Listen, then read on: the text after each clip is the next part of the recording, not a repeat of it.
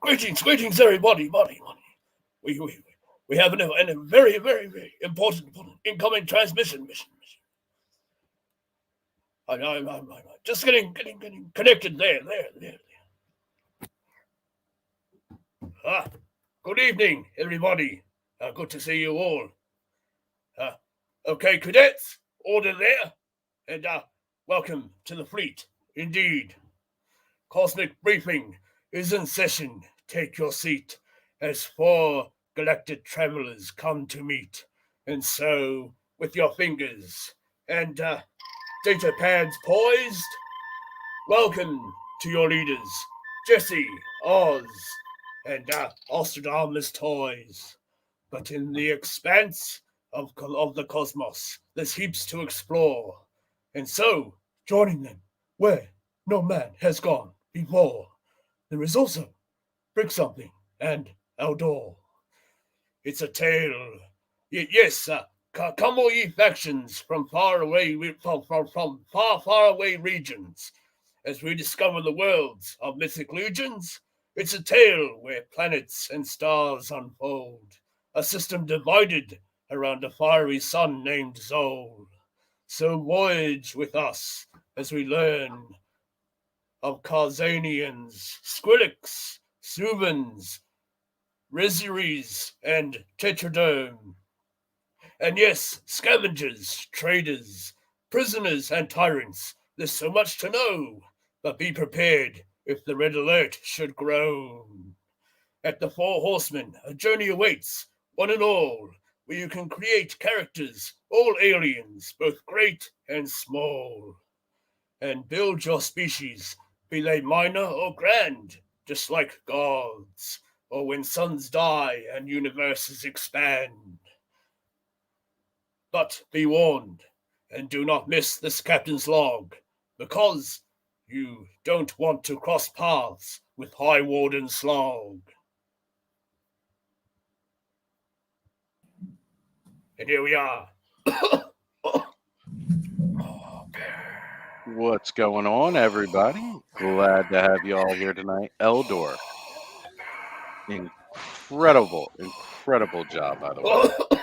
Sorry, I'm a bit out of breath there. It's that Eternian CPAP.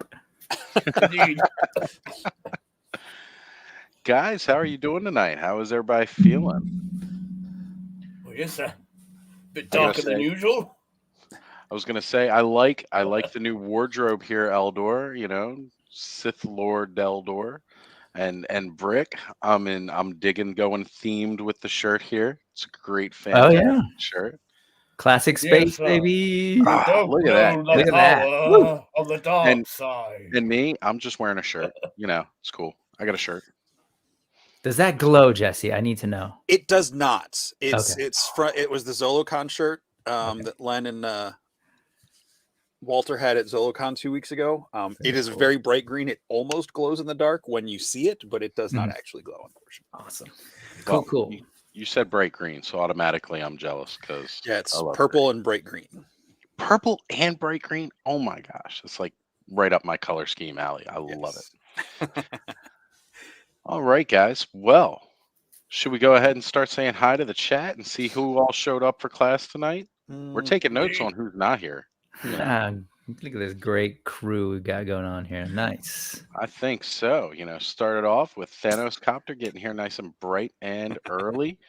And then we, of course, have this jerk. Somebody let him in there again. You know, he's always hanging around in the chat. JMac77 has jumped in. What's going on, JMac? Always good to have you here, brother. And somehow Eldor finds ways to be in two places at once, which is absolutely amazing. Of course. And we've got my buddy's Customs here talking about what he's got his eye on from Cosmic Legions as well, which is really good. I'm going to try to remember to start starring some of these comments as I go down, because I certainly want to make sure that we grab some more of these back up and talk about them a little bit more as we go.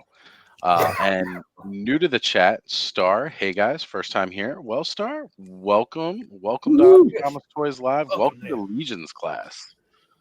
Thank you for joining us. All right. So again, we had my Live long and prosper, you might say.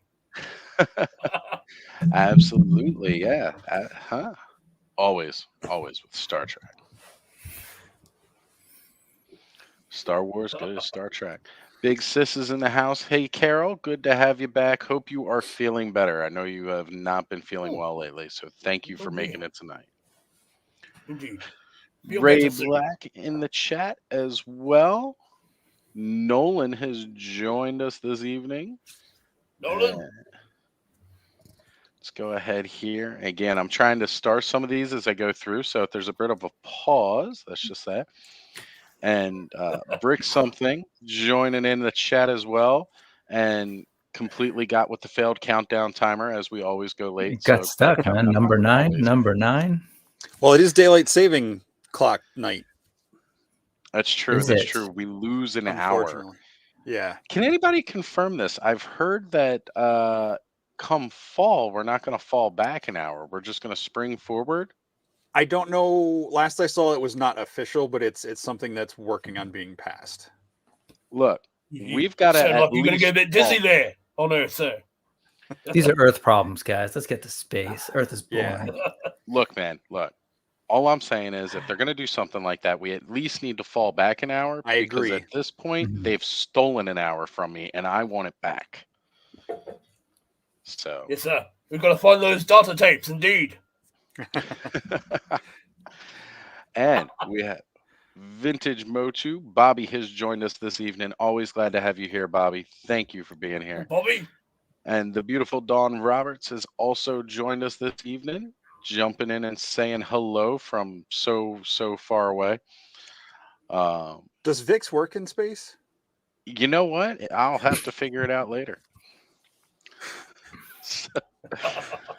And just trying to keep up, we've got Black Phoenix joining us tonight. Good to have you here, brother. Pop Actor as well has jumped in, joining us here. And he's saying forward the clock in the winter. It's a great idea. I'm just saying, we need to have that back. So again, if anybody has seen anything in the chat and wants to bring my attention to it, shout it out. Because again, I'm trying to go through as much as I can. Bobby does not want any more VIX. Sorry, Bobby. He's had a little too much fun the with VIX it must flow. Okay, and even Black Phoenix is mentioned, considering but not official yet. Well, that's good. That's good. At least I don't have to worry about losing a complete hour, because it just kind of makes me mad. It just really makes me mad that they take an hour from me. They just think they can do that. Actually, I think one of my worst experiences was I was going with a bunch of friends, and this was my formative days before I sobered up. Everybody was going out to a club, and one of the women that was there got really drunk and escorted her out to the car so that, she could just kind of sleep it off in the car. And then failed to realize that the clocks fell back an hour. So instead of everything closing at 2, closed at 3. So I got stuck for an extra hour babysitting a drunk person in a car who had vomited all over themselves already. Oh, Not fun. Not fun. All right, guys. Problems, baby. Let's get out of Earth. So a bit of a Dagobah swamp there.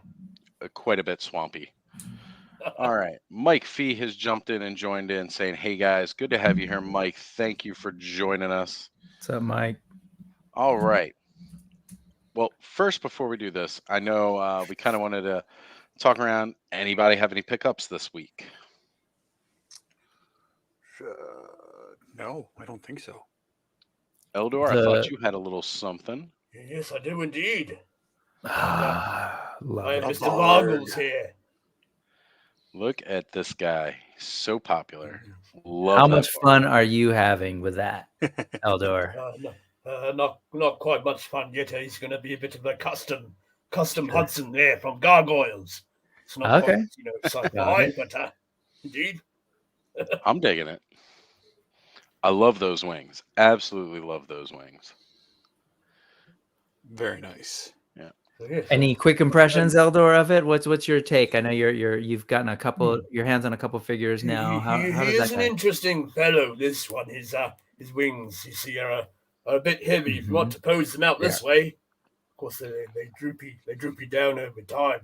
So I found a way of putting one of those those wing attachment adapter pieces in there when you have the shoulder armor on, and that sort of just holds the wings up there. But I thought maybe if one day the Four Horsemen they develop like a bit of a body extension piece, so a bit of musculature sculpted in there with so you get two pieces there, one with two different elevation supports for the wings, and you just plug it into the slot and it holds your wings up in maybe say two different positions, so out to the side there, or maybe a bit further up and what have you. But yes, I see a few people they use rubber bands or the plastic ties, the metal plastic ties that come and hold your figures in and what have you. But all things considering, he's not a bad fellow. Yes, nice paintwork, subtle shading there to find the wing, the wing details and so forth. Yep. I love it. I love those, especially the sort of the white color scheme. It just kind of totally pops on the shelf of like, the dark armor and the grays, and all of a sudden you've got this bright white thing that is arguably one of the most evil things in the world. So pretty cool. Right. Of course, the lovely head sculpt there, indeed. Bit of gloss on the teeth and the nose. If one can make it out, of course. I love those new wrist wraps. That's the first figure that's come with those forearm pieces, and nothing else I think has come with them yet. Here, let me blow it up a little bit here just so we can see that a bit better, Eldor. Yeah, I really, really like those on the figure, and I hope that we see those on quite a few more moving forward. I just love that more leather-wrapped look, especially for, again, I'm a fan of barbarians. So,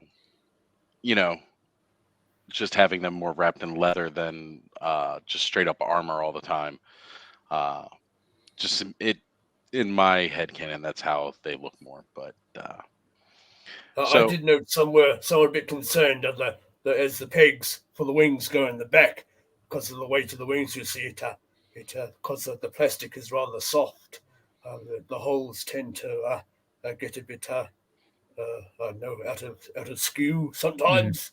But I suppose in a way it's good that the plastic is soft because it lends itself. You want to carve into it and so forth, and make a different look or something. So I suppose with all that in mind and the modularity, something has to give, really.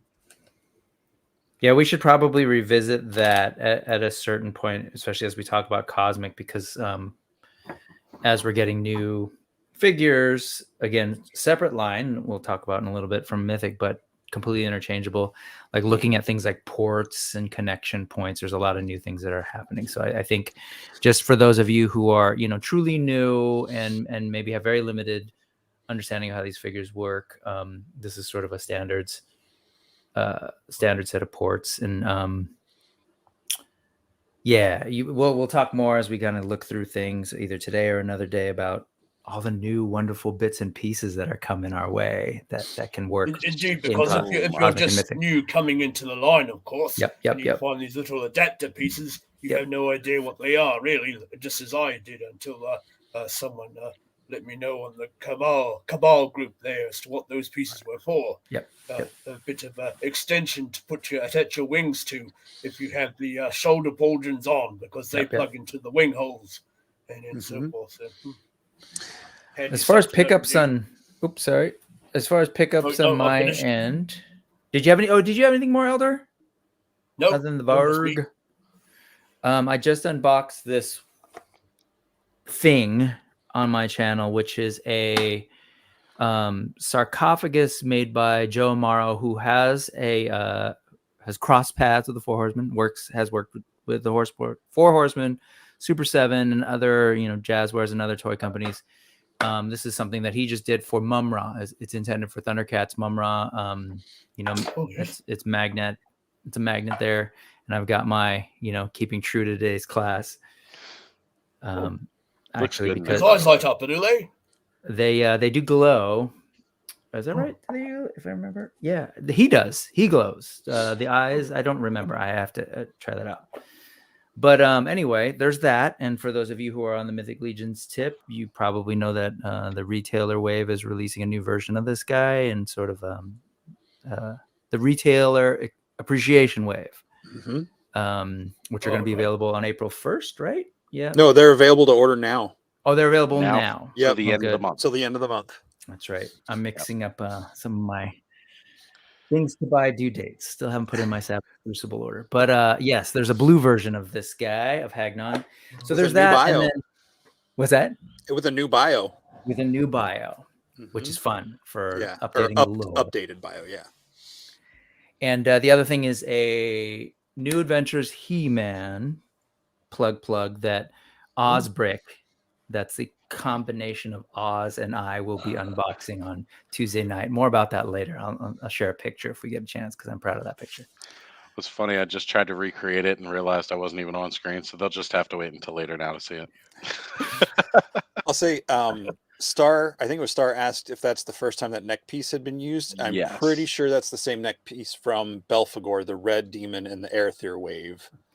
That wasn't Aerthir himself. It's the big red, almost looks like Lord of Darkness from Legend. Yeah. Mm-hmm. Yeah, that was, I'm pretty sure that was used on him first. The Belphegor. I moved him. He's not in that cubby anymore. Yeah, it's a good looking neck piece though. I really like that. Mm-hmm. It also comes with the Praetorian figure from the Furious 4 single packs, or if you were able to get the 2 packets in that as well. Excellent. So I did want to give a big shout out here to a longtime fan who isn't often in the chats, but Primate76 has jumped in, saying, "Hey, awesome guy," as well as guests and chat good vibes. Absolutely, and glad to have you here, Primate76. Thank you. And for anybody who needs the link right here, My Buddy's Customs popped up that store link right there, so we can go check out those details on the current retail wave. Just a moment there, sir. I can barely see in this thing. It's gone. Here, hold on a sec. We'll bring that guy right back up again. So if anybody's missing anything or interested in making sure that they pre-order the current retail wave, go check out the link below and see what they got. I mean, everybody's heard me talk about it. That Headless Horseman is just incredible. Absolutely incredible. And then the second Father Chris, I don't know.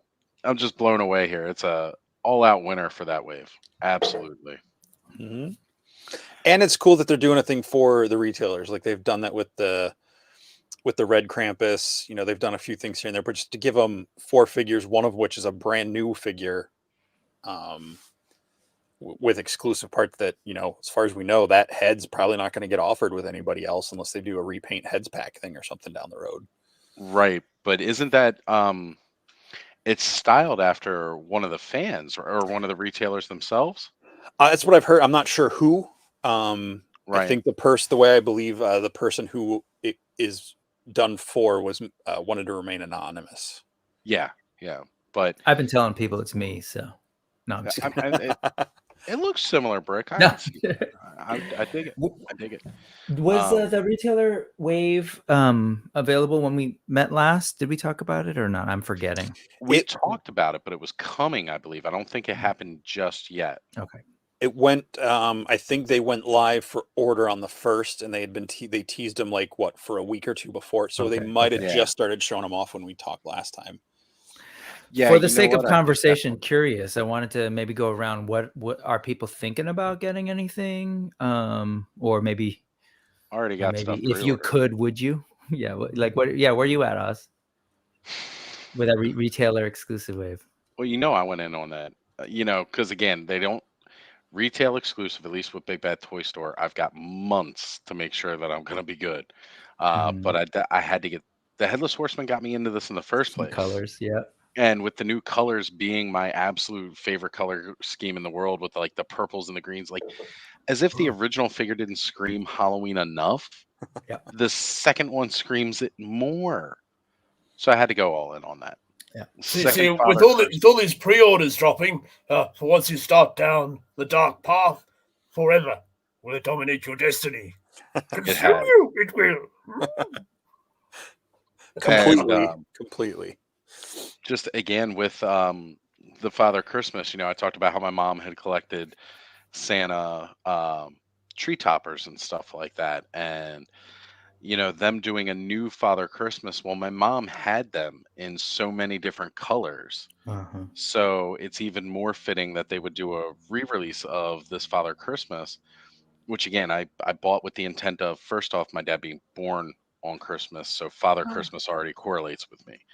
And then my mom having that collection of Santa Clauses, now a second Father Christmas. And it's just right there. Like, it's perfect again. And then it's like, man, they got me worse than freaking Hasbro putting out another colored Boba Fett. um, but yeah, definitely I pre-ordered those two. And again, I know I've got months, so I'm not worried about it. Try to work at what I can in the meantime. But really, the last two that are up, they got me torn because it's like, all this hits at once. Mm-hmm. It's like, oof, it's a little bit, and it's supposed to be what, last quarter this year, or is it going to be next year? I think it's supposed to believe in third quarter. Right. Because it's other than the head and the helmet on the new Knight, I don't think there's any new parts. Yeah, they can So just put everything out. Yeah. So yeah, it's kind of like I need to watch it from there. But again, I'm all, I was too excited about it. I couldn't not do it. And I tried to talk myself out of it several times. And No, try not. Do or do not. There is no try. I did not. So, and again, my buddy's Customs in here, who has fought against this so much, but then he started modding and joining class, and now, boom, it's,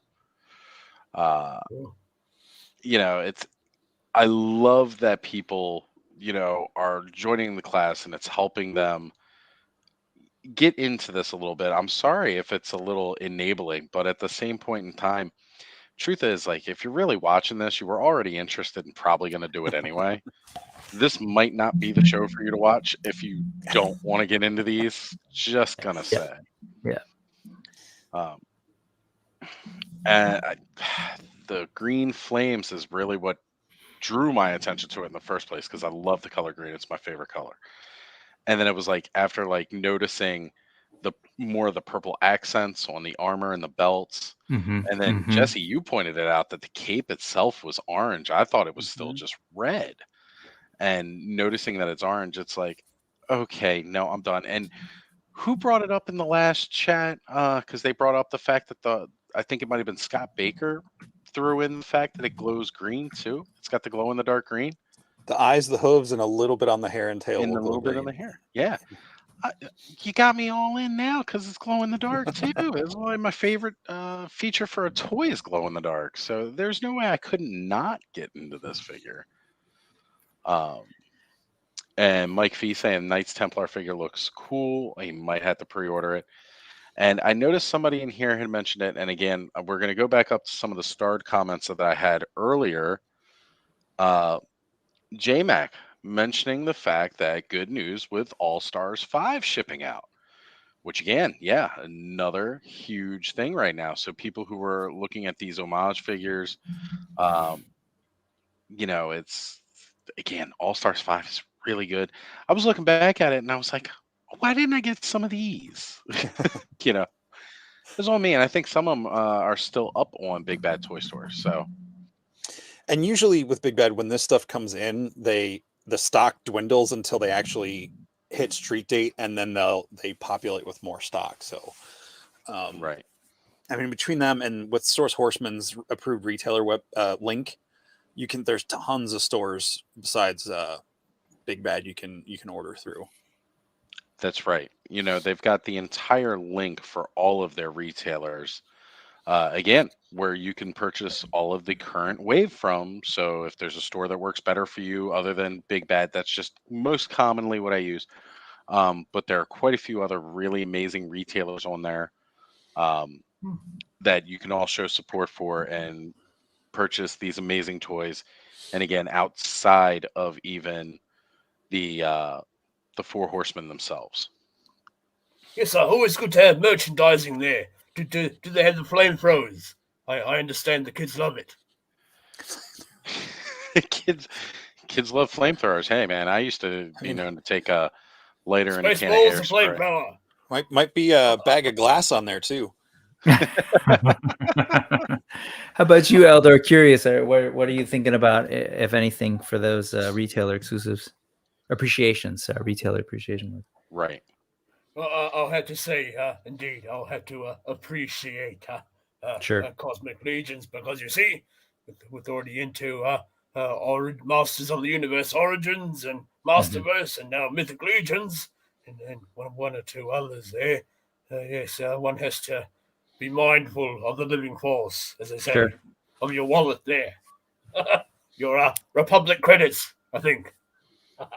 Yep, makes sense. Jesse, I'm curious. Yeah, I have there's actually two guys that are close to me that are approved retailers. One guy right down the street in Carlisle, and then another guy that I've met last year when I joined the Cabal that I've become friends with, who's an approved retailer. So pretty much, if I don't pre-order from the Horsemen, I'll be going through those guys for stuff. But yeah, I'm getting all of them. All of them. Yeah, I fought against getting the new headless just because I have it. I was trying to just get the original releases of them, but when I saw the colors, I was like, man.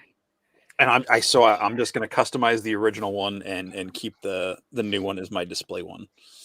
Okay. It's so tough not to, because it looks so good. Yeah, and green and purple, like you said, green's my favorite color as well. So yeah, when I saw that, I was like, man, okay. I suppose if you like too, you could use that Headless Horseman as a bit of a Count Dooku custom there. Hey, you know what? Why not? He looks the part. You can even have the hands yeah, on too. Do it! I take offense to that though, because I'm named after the guys. Wait. Did I miss something? No. Well, first off, something too. no, I'm not drinking a beer. I am 11 years sober. As a matter of fact, this month it'll make 12. This is just a Rockstar energy drink. I needed some additional caffeine tonight. Ginger beer. There you go, ginger beer. The water in the Just Juice bottle. Yeah. There we go. There, so don't get the beard grubby. Yep. Jesse, top off your beverage, sir. Show us what you got. Oh, sorry. Just good old Mountain Dew. Yeah. Good old Dew. Do the Dew. Yes, having your Dew there. Yes, sir. Absolutely. And for me, as far as the for the appreciation stuff, I too have been fighting that feeling inside, and I so far have successfully said no to a new Headless Horseman. Even though I 100% agree with you, I love the colorway. It's beautiful. I think I am saying yes to a Father Christmas. I will tell you that was actually what I assumed we'd be getting the first time around, when people were sort of like guessing as to what it would be. And when people were talking Santa, I was like, oh, for sure they go a little bit more like kind of obscure with they went really sort of like European and deep with the Krampus. I figured, sure, we'll go with like the green one that I was sort of familiar with, or like the multicolored blue. So seeing that, gorgeous. The body's great, but also that green cloak I'm really, really into. And every accessory that comes with that thing is awesome. I can definitely find a use for it, right? That staff and everything is solid. Every part of that is completely reused with something. And here's one of the cool things that, again, I like, because my favorite colors are green and purple. The original one has those purple, like tunic style robes underneath of the red. The new one comes with blue. I'm totally taking the blue off the new one and putting the purple with the green robes. Yeah. And real I quick, gotta stick with a theme, right? to answer You Bud's must do what you question, feel is right, of course. sorry, well, I hear the references. I didn't get that reference. Obi-Wan there, or Ben Kenobi. Gotcha. You must do what you feel. Okay, Yes. you have to catch me up. He does have. He has Yes. armor. It's the 2.0. So if you look up like the elf soldier, the elf legion builder, it's that. I believe on this one, it's like a steel gray ish, and he's got green arms. So the arms can come off and go on any of the Whisperling elves that have like that pale mint green skin tone. Yeah. So I got him for pop and swap. Mhm. I might reuse the robe and head, to mix out between the Father Christmas on display, but I want that body for parts. Yeah. Which is a I totally also normal love sentence to that say on second the head show. sculpt. I love the second head sculpt with the brown beard too. Absolutely. Yep. Mhm. Yeah. Those heads are great. Those are wizards. Those are whatever, man. On a barbarian body, like those are on a dwarven body. Like there's a lot of use going out of those. So there's those. The Hagnon I'm sort of torn on just because well, I'm pretty sure I'm gonna resist that. But I love the transparent bodies. And I'm a big Micronauts kid. So if you're familiar with those, there's a lot of transparent bodies, and I'm looking at getting a chrome head made, but we'll see. But I'm pretty sure I'm stepping away from that. So I'm really trying to exercise some self-control. I think the only other thing that I'm definitely feeling I need to get is Lee J for sure. Mhm. Loving the armor, loving the head, loving that we're getting another two and getting another Three. three. Oh, there's a Yeah. getting another Asian character in the line, right? I guess Mhm. the first one probably that's going to come first, actually, right? Lee J's probably going to ship before If it comes this out on past time, one. yeah, it'll be out Yep. before Sir Aldrich. Economist, yep. Alderic. And that's great. The alt head is great. That colorway for an orc, like there's just so many cool things. Mhm. All that to say, for the folks who are sort of like trying to figure this out, and just one, I want to acknowledge the figures that are available now, and also just like it's really hard to decide because Mhm. the reality is, as we'll see as we talk more about Cosmic, it's like I have yet to see. There's always sort of announcements from Four Horsemen of figures that are coming out that I can be like, okay, I can wait on that or whatever. But deep down, I want them all. So you Yeah. kind of have Oh to yeah. I have to tell myself two things. One, I can't afford them all. And two, there's always a bigger fish, right? There's always going to be something else that's going to come out that I'm going to love. So yeah, it's hard, but I think those are the only two that I am definitely going to get. That's the Father Christmas and the Lee J. Yeah. It Hold me is to that. pointless to resist the pre-order. So I wanted to bring up this comment from Bud here talking about the new Father Christmas comes with the gold and black helmet optional heads. The armor that Father Christmas comes with doesn't match those heads so much. Those heads were an extra gift kind of for Christmas from the Four Horsemen as a surprise. They were silver bells with the original figure. And I think the black and gold is just because it also kind of goes with the again, Brick mentioning the Lee J character. Mm-hmm. Because he's kind of got the black and gold motif with his Well, armor a bit. he does. The black they showed goes with the Black Knight, which is not really Mm-hmm. available at the moment. But you got to remember the Horsemen always do stuff like nothing's by accident. So there's been teases that there's going to be a new Gold Knight in some sort of wave down the road to update the original Gold Knight, whether it's a reinforcement wave with just a new helmet. Right. Maybe there'll be another version of the Black Knight, or since that just came out last year, there's a lot of people that have that figure. So, yeah. So it might not be you might not be able to use it immediately, but I know they showed the gold matches the Magnus pretty close. It's not a 1-to-1 match, but you'll be able to swap them with other figures for sure. Yes, sir. I find the black helmet suits me rather good. It does indeed. certainly fits right in there with you, Eldor. Never would have taken you for a Sith, but I agree. And Star had mentioned here about wishing we could get a black and white Yeah. schemed Father Christmas. I think that would be really neat too. Mm-hmm. Especially like if Don't you're using... don't follow on to the dogmatic view of the Jedi there, sir. That's Of the right. black and white. Yeah. Yeah, it can't be just so black and white. Must be balanced there, yin and yang. All right. So, I mean, we've gone over that new retail wave, which again, it's still big news right now for everybody. It's still available. hmm Go ahead and get that. If there's anything you're interested, check out any of the retailers on the Store Horseman's, or it's actually on the Source Horseman's site. Let me see if I can grab. Actually, Bud, I know you are man in the chat and being amazing with those links. If you can go to the Source Horseman website and track down the page of the retailers, go ahead and grab that link and throw it in the chat for everybody. It would be really appreciated so they can check out the retailers that are close to them. That way you're not stuck ordering from just one. You have options. Yeah. Especially for our Canadian friends where it's not always so easy just to get everything from Big Bad Toy Store, as highly articulated Adam has Mm-hmm. given me that info now, and I understand it a lot more than I did before. And thanking him for that, because he definitely promotes using e-collectibles a lot. And from what I can understand now, for a couple of our friends up there in Canada, that they are definitely a good way to go. I've gotten some Yes, sir. things from them. So feel free to make your first order there.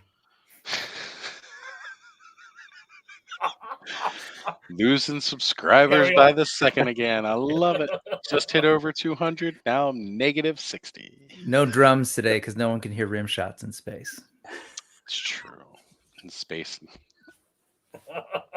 Can't even finish it out now because the look on Jesse's face as he erupted in laughter from that was Oh no, I've actually ordered from eCollectibles, and I had really smooth, really fast shipping from them when the items came in stock. It was, and I'm here in Pennsylvania, so I tried to order from a bunch of different sites over the past year or so just to sure. throw the business around. But yeah, they Yeah. were really good to deal with.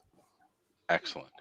And that actually is really awesome because again, they are in Canada. So naturally it's great for people in Canada because it makes things easier for them with duty fees and everything else. But the idea that, our friends here in the US can order from them as well and have just as smooth of an experience. Yeah. Really great. So definitely go check them out and see if you want to use them for a source.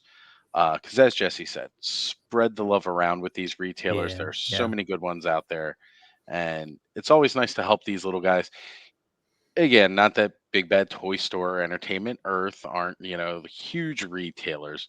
They're the big ones everybody knows. Go help out some of these Sure. other smaller guys too and give them a shot. And on that note, just and then we can move on. But just in terms of spreading it out, I like the advice that others have given around. Like, look at their retailer list. You can go to the Four Horsemen site, and they have their listed retailers, and look for maybe someone local to you in terms of the shipping. That might be something Mhm. to save on. And then also, I'll tell you, like, the reality is the margins that these retailers are going to get from folks like the Four Horsemen are much better than they're seeing on, say, Mattel or Hasbro figures. So I'm sure they'd really appreciate the business. So yeah, just throw that out there. Four Horsemen help in many ways. Yeah, I mean, because if you see, I don't 100% know this, but I'm fairly certain I've heard them say that the price we pay when you pre-order from Four Horsemen is the same cost that the retailers pay. The retailers just have to buy a lot more up front. Like their order has to be, like so much. They have to order so much. So you can see the difference between what you pay for, like Sir Lee or however you say it, would be probably a $37 figure if you ordered him from the Horseman. So what he's going for, that's their gap, which is a nice gap compared to, like you're saying, Hasbro or some of those other things. Because yeah. I certainly do think that's great too. You're realizing just how much basically each of these retailers, because again, if we're getting it from the same price as they are pretty much from the Four Horsemen when we do our pre-orders and we know how much those are, you do really see just about how much profit they are making off these off of each one. It's not a whole lot. So definitely show them the support and help out our friends in the toy business. Since we don't have Toys R Us to help us anymore, we got to help every toy retailer we can in any way we can. I'm sure there are a few Ferengis that might disagree with you there, sir. All right, guys. Well, tonight, go to space. We've had some hype this past 2 weeks, really. Cosmic Legions announced a new wave, showing off some beautiful, beautiful sculpts. I mean, really, really kind of blowing you away. Which honestly, everything from Cosmic Legions, like as much as Mythic Legions dives into classic fantasy looks and tropes and just really kind of like it puts it at that pinnacle of what you can expect. Cosmic Legions is so alien compared to what we're used to.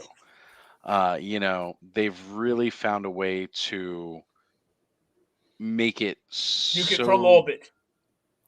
Exactly. It's in a whole different orbit from what we're used to. And I think that's fantastic. Oh, check it out here. We got Brian Brink in the chat with us tonight saying hi all. Brian Brink, thank you for making it out. Absolutely. Cosmic is coming. And that's why we got to talk it up. I mean, it's been available for a couple, I think it's 2 waves currently that were available for pre-order already. And this is the 3rd one that they're announcing right now. Just like with Mythic Legions, every time I turn around, there's something new and cool. Just complete new parts and everything coming from Cosmic Legions. Yep. So just kind of like how we started with Mythic Legions, why don't we dive into the cosmic lore, how it started to build, and look at these tie-ins with the world of mythos and where everything else originated, because there is some links there. Eldor, do you mind doing a share screen to bring up some of the content from Source Horseman for us?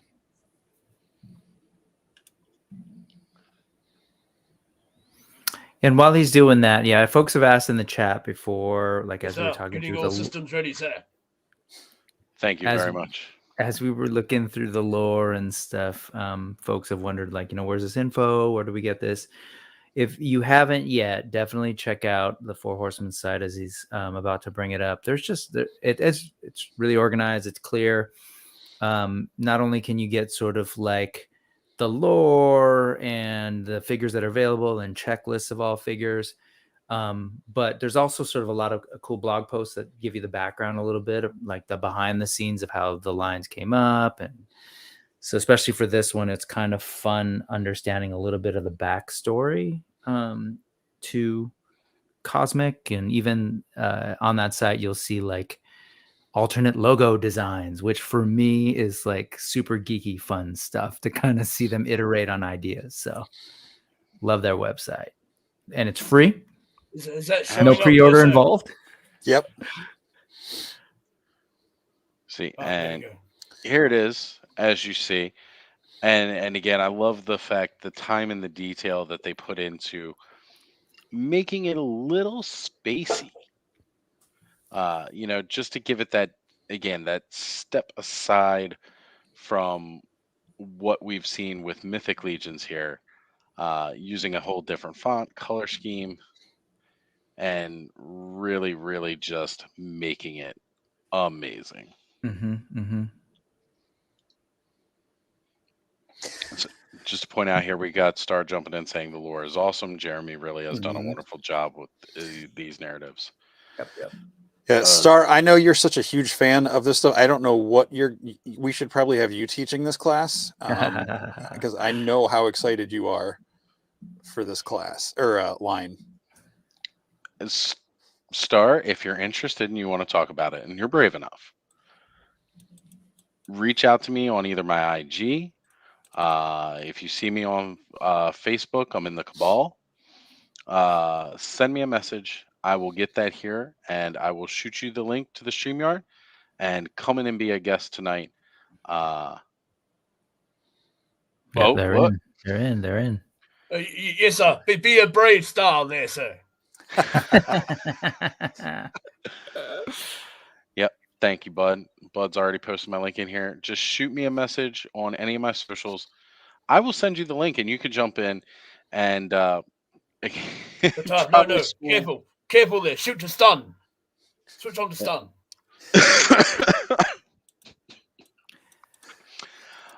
But yes, as Jesse has mentioned, Jesse's been reading up on this today. He's hyped. And I mean, the rest of us are all hyped, but a lot of us really delve. We're all sci fi fans, but all of us come from a bit of the fantasy, which is why we all can relate to Mythic Legion so well. Now, mind you, we were talking a bit before now about where we come from with sci-fi. And Jesse, I know you weren't quite there when Brick and Eldor and I were discussing this before we jumped on tonight, but just were these tropes. So you get a lot of that classic, the classic sci-fi tropes with Cosmic Legions here, as well as again expanding on that and making it new. Also, I didn't want to pass this up. Duchess has joined us this evening, everybody. Say hey to Oh. Duchess Hello, and Duchess. check out Good her evening there. channel. What's up, Duchess? All right. So who wants to take it away here and just talk about those again, sci-fi tropes and where you can see some of that here, or even just where we're starting off with the data briefing. Maybe even before then, I just kind of wanted to, as we were talking earlier, yes, I think there's a lot of overlap between sort of like, hardcore, deep, high fantasy, if you will, and sci-fi. They're both sort of like, they're genres that have really like taken us out of our reality to try and explore themes, concepts, whatever ideas. But to do it in the context of the fiction of it all, right? And I think I don't know, I keep thinking about how they're almost like two sides of the coin, right? Because as a nerd, as a kid growing up, I was kind of flip-flopping between the two all the time. Fast forward, when I think about Mythic Legions, like I can't help but think about things like Warcraft when I was growing up, like Warcraft, not World of Warcraft, but before there was the Right. World of, right? And it was just like ready to serve orcs and humans and elves and right. And then all of a sudden, StarCraft is coming, right? And so now we're in the sci-fi, and my brain automatically kind of went there. So we did Mythos, and now we're going into alien lore and everything with like super like high tech highly imaginative sci-fi. So like automatically that's kind of where my brain went with when they announced Cosmic Legions. In my head it was like, of course, right? So well, one of the cool things specifically for Cosmic Legions is like they've been talking about this for years. It says all this in here. I think going back, they even had it called Galactic Legions at one point until they switched to Cosmic Legions. But I remember seeing an interview with Eric Treadaway, or someone showed pictures somewhere, might have been Jeremy on Mythic Conversations, a sketch of what has become Kragnar, Oleg Thygar, the blue kind of main looking guy in the first wave, two versions of him. That goes all the way back to when he was, I think, like in middle school or something. So some of this stuff has been bouncing around his idea for decades, and making toys takes a while, and it's right time, right place. So just seeing all that come out, and I know they did some work on, I'm not familiar with the line myself, but they did work on something called Power Lords. Oh yes. And things like that I don't think quite, I don't know the whole story there, so I'm not going to speak too much about that, but you might see some color similarities between Olek and the main character from Power Lords, that blue and orange scheme and everything. So, and I did see someone, I know we're talking about influence. I totally missed the question. What am I supposed to be talking about? Oh, just, maybe your background in sort of sci-fi. Oh, okay. And like how that out. Yeah. So sci-fi, like you said, Brick, it two sides of the same coin. For me, I was the last kid of 5, born in 79. So right before Empire came out. So I saw all but the original Star Wars in theaters. If you can count being a 1-year-old in the theater when Empire came out, but just soaks in your brain, man. Just yeah, soaks in your brain. I was at least present for it. So, and with my older brothers and everything being into the toys, so Star Wars and Lord of the Rings, even though there were no movies, and I mean there were some animations and stuff, but like that stuff, and Narnia, and not so much Star Trek wasn't really a big thing in our house. Here and there things like whatever, like it was just that escape stuff. So yeah, Star Wars was a huge part of my childhood. I think I definitely lean more towards the fantasy stuff, like the mythic legions more, but there is a certain complete free reign. They keep saying this. I don't know if I agree with it 100%, even though I just said it. There's no rules with sci-fi. Like with fantasy, you've elves and all. I'm like, I think there's a lot you can do, but there is some limitations for sure. But like sci-fi, you can do absolutely anything you want. And I think that's part of space scares the crap out of me in real life. It fascinates me, but it scares me almost as much as the ocean because it's so big, it's so vast, and just with that space being that much, it's like, man, do I really want to dip my toes in this infinite, unlimited endingness? Yeah. What's lurking that you just can't see? Right. The aliens, they mostly come out at night. Mostly. With the freaks. I mean, it's always night and it's always day in space, right? Just depends on which side of the star you're on. Oh. I'm sorry, Brick. I'd actually missed this before.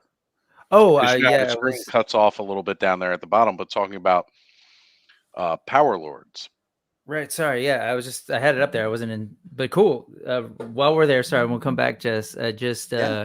You were mentioning that at one point the Four Horsemen were working on a sort of a revival of this 80s line, right? I think it was a Revell line. And the Lords of Power, right? Or Power Lords, sorry. Power Lords. Lords of Power. Right. Lords of Power is, that's that other line. Oh, sorry. But Power Lords, right? And so you had this guy who the original fig was human on one side, and you hit it, and his torso would turn around, be this blue sort of alien. And as you mentioned, the colors, right? I think, here's the right character from Oleg Thygar, yeah, Oleg, and then just sort of the side by side. Again, I just think. I'm not saying that there's like a direct correlation, but they were working on this line. That was actually the figure, the Lord Power, if you will. That figure there is the Four Horsemen's modern take on that character, which I thought was just amazing. And I wasn't in a position to jump in and support when that was sort of like being developed. But I think it looks amazing. And when I found that out, that was something that they'd worked on, a lot clicked for me in terms of like their approach to design, right? Even I see it even sort of their non-human characters in Mythic Legions. And now that they're doing the full-on sci-fi thing, because the original basis for this I keep saying that Power Lords line was a book. I'm forgetting the guy's name, but when they designed that, he had created this book of a bunch of different aliens. It was almost like an encyclopedia of a bunch of different alien life forms, and they were out there. Like some of them were like barely humanoid, and so I totally see these influences in the sort of Four Horsemen aesthetic, and just I love seeing the background context and maybe like some of where the influences are and the ideas were. But as you say, Jesse, it doesn't surprise me that these were things also that he was drawing in middle school, right? Which is awesome. And I could be wrong. It might not have been this character. I thought it was maybe it was the character that became this character. But yeah, there's something from his like middle school or high school sketchbook someone showed that led to Cosmic Legions. And I love the bright colors. You know, it's like, yeah, I'm excited by all of this. But anyway, we can hide that window. Okay. But yeah, thank you for bringing that up, by the way, Brick. Yeah. Sorry, Jesse, we were in the middle of you talking about sci-fi. No, I just, I mean, from those things, and then I got into like Michael Crichton, you know, most of it was, you know, Earth-based, but like, was it Sphere? When they go down into the ocean and they're talking about this ship that crashed, you know, maybe aliens, because you were talking about different types of aliens aren't even humanoid, you know, that, you know, maybe they're like fourth dimensional beings, not like the ones in we're not talking about that movie. That just, you know, exist in a different thing where, you know, we just can't perceive them, you know, and, you know, or insectoid or globulous or whatever. So it's just really cool, you know, because as much as I think fantasy is also unlimited, it does have some limitations, but space stuff can go anywhere.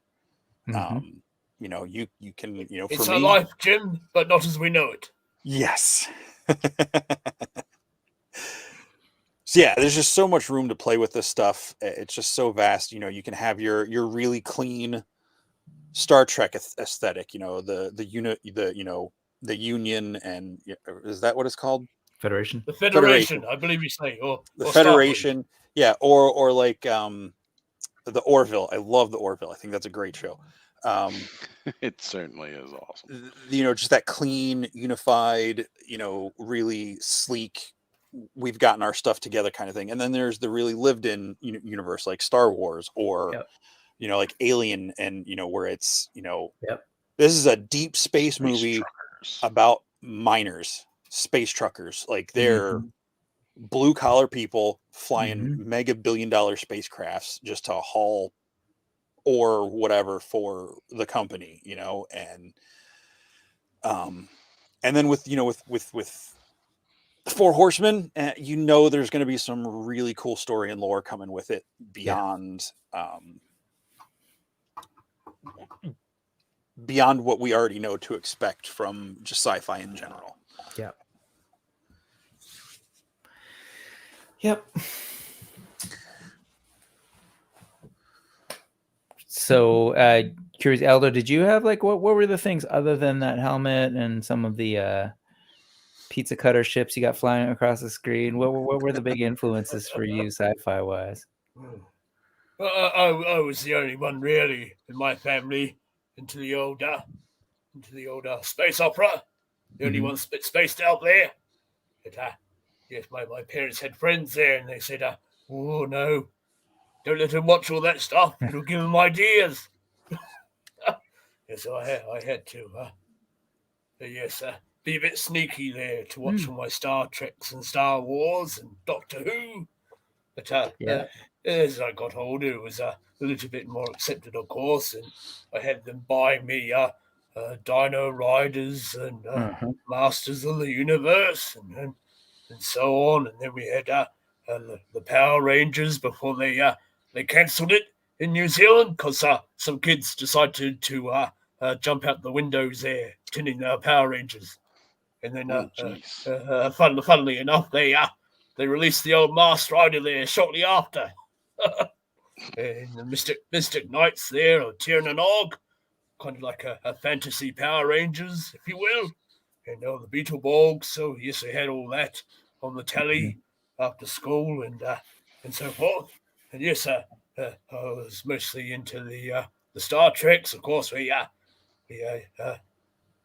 caught all the reruns there. They'd occasionally play the reruns of the original Star Trek series, and then we had Lost in Space, and the robot, and Danger Will Robertson, and so forth. And, what was it? there's a land of the giants in their spaceship and things. And yes, I mostly played with my 2 Dino Rider figures. I had the Emperor, not the other Emperor, the Emperor Krulos there, and I think it was the leader of the good people, the humans. And I had Prince Adam and Skeletor. That's all I had in Masters, and I had a couple of Transformers there. So I had those, and then the Star Wars Micro Machines came out, and I had those to play with, a couple of them.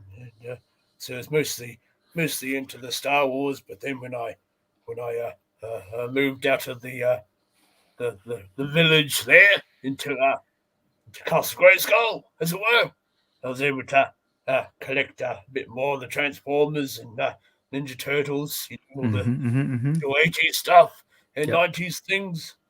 And yes, just have something nice to decorate the shelves and give a bit of a universe to my walls there, and what have you. So yes, I collected a lot of the Star Trek models and ships and the Playmates figures there, and all that good stuff, and collecting more of the Transformers. A few collections, mind you, have taken a bit of a rest there, but oh yes, I have a bit of Doctor Who, character options there. I have my own. I built 2 Daleks from that show, but one of them I passed on to another fellow. I kept one that's a bit easier to put down and transport to different events, and I also get into a bit of the cosplay there from time to time. So there's I mostly consist of a few sci-fi fellows there, like your Rocket Raccoons and a bit of Stargate, and I've done several Star Wars there. Oh my gosh, Rocket Raccoon! You can see glimpses of in my Christmas video, just welcoming everybody into the new season there. Where I go through the different spirits, giving their Christmas message, getting into the spirit of things. But it had a bit of a backfire on me, and all these spirits of all these different sci-fi characters sprung up in my place, and so forth. So I wasn't quite prepared for that. So fun, so fun. So I dabbled a bit in the cosplay too, with a few sci-fi characters. So I enjoy the Star Treks and Star Wars and all this new stuff coming out, as well as the fantasy side of things too, as well. So a bit well-rounded there, you might say. Yeah, I like just sort of like understanding people's like familiarity with genre, and then I love sort of now seeing the 4 Horsemen kind of like play in that sandbox and kind of draw from things clearly, but also they're doing a whole lot of new and interesting concepts. So yes, clear your mind must be really a mind question of what you dive into. Of course, when all these new things come out to reboot shows, like for example, Bill and Ted, the Adventure Fellows. The excellent people there from the future and what have you. See, when that new movie came out there, the music, was it The Face of Music or something? It sparked my memory of the older films, A Bogus Journey and Excellent Adventure. So I started collecting those, and I got a few of the figures. I got Bill and Ted there from the Excellent Adventure, and their phone booth from Big Bad Toy Store. I see they yet to come out with the death figure there. And I also got the NECA 2-pack of Bill and Ted, and Rufus. He came on his own there, but I think he came in a bit of a special box. And yes, I have a couple of the other knickknacks you could get, like all the movies, and I had the photo frame, the booth photo frame, and a couple of collector cards and the comics. Yes, just a nice little display of that. And of course, I was also into the fantasy things, like your Dark Crystals, and the recent one they had on Netflix there, The Age of Resistance. And they brought it back. That predates the Dark Crystal movie there by the Jim Henson Group. And of course, I made a cosplay there of the hunter that appeared on the NECA series. I like that fellow. He's a rather deep character there. Well, Eldor, I suspect that Cosmic Legions will probably inspire a bunch of other cosplay in the future, and I look forward to seeing your take on that. Possibly. I do when I see Cosmic Legions, I do get the Mass Effect vibes of some of the characters there, like your space troopy looking fellows. Yeah, let's talk some of those figures. Let's take a look. Let's you want to hop into the world? That's right. Let's go ahead and start popping up some of that on the on that share screen there, Eldor. What do we want to do? The story first, or just go straight into the figures? Let's go to figures and take a look at some stuff, and then we can double back to some of the story and how they may fit. Okay, so here we have the Cosmic Legions affiliations this time, so not factions as you have with Mythic Legions, but similar groupings as we see all around here. So, well, shall you go here first, also? Yeah, let's jump into Tusk. I agree. Here we go. Let's see here. I'm going to give us a bit more of a full screen here so everybody can kind of get an idea of when I was mentioning before how alien these things look.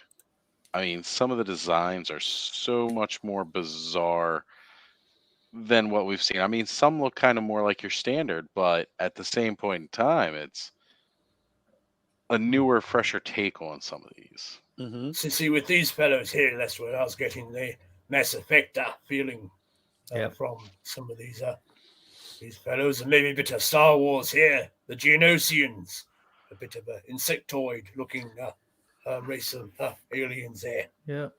Maybe like you on that note, just about Guyver or Kamen Rider. Oh yes, Guyver Unit 1. Yes, I suppose this one here looks a bit Guyver, you could say. Well, if you take a look at those figures, right, we're looking at 8 figures just sort of in this one affiliation, if you will, in Tusk. And what strikes me is, earlier we were talking about the retailer appreciation, and I kind of named that I'm hyped to get a second Asian character in Mythic Legions, right?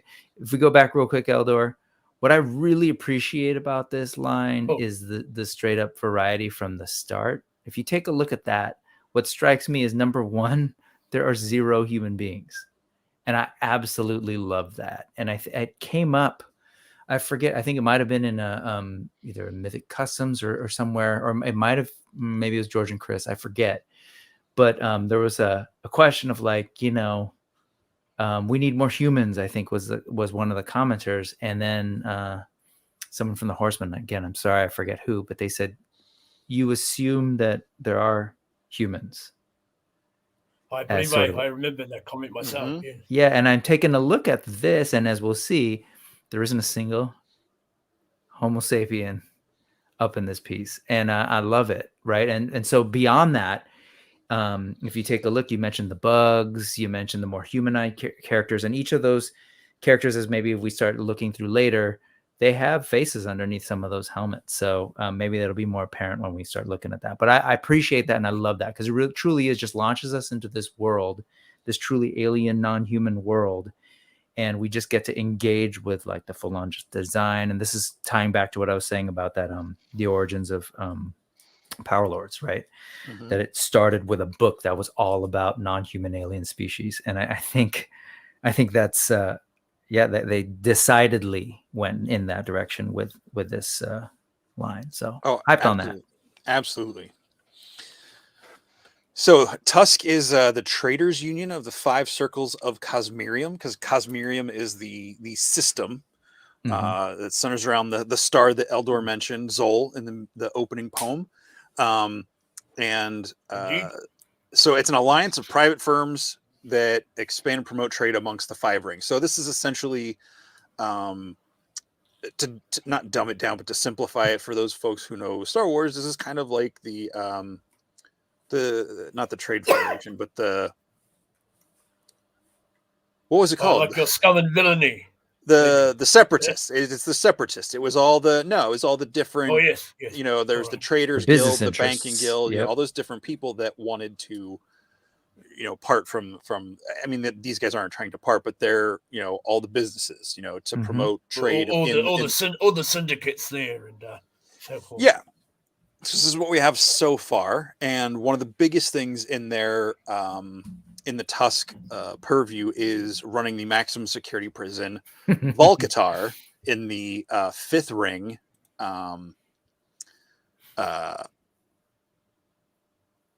Which I just dropped.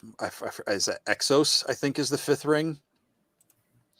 And yeah, so Valkatar is the maximum security prison where book one starts is at this prison.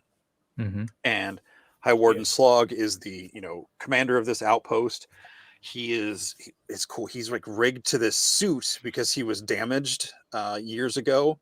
He has very sensitive skin, so he's got this sensitive suit that it doesn't sound like he can leave this facility, or he's like wired into this facility. And that's what some of the officers and stuff deal with. And it's cool how the lore is connecting the stuff that he is using to stay alive. Other characters that we'll discuss later have helped. I believe the suit. I believe the suit keeps him moisturized there. Yep. Yeah. And so you've got your different engineers, and again, these are all prime for pop and swap. You've got your the Tusk named characters are all 1.0 scale for Mythic Legions folks, except for the engineers at 2.0. The Sphexians, the bugs, they are complete new builds, but I believe they are on the 1.0 system. And you were talking about ports on the back earlier, Brick, on the Varg figure. Getting to see these in person and hold some of these, there are going to be so many different ways these things adapt to get that non-human look, like the neck adapters for the Sphexian heads, and just these different things to like push stuff forward. Those wings, if you fold them in, so they'll collapse and look more like a cicada. They obviously have them flared out there to show that tail piece, but they'll fold in so they look like the back of a cicada. You can close them all the way. Like the individual wings on each side. So like it's kind of like, what do you call it?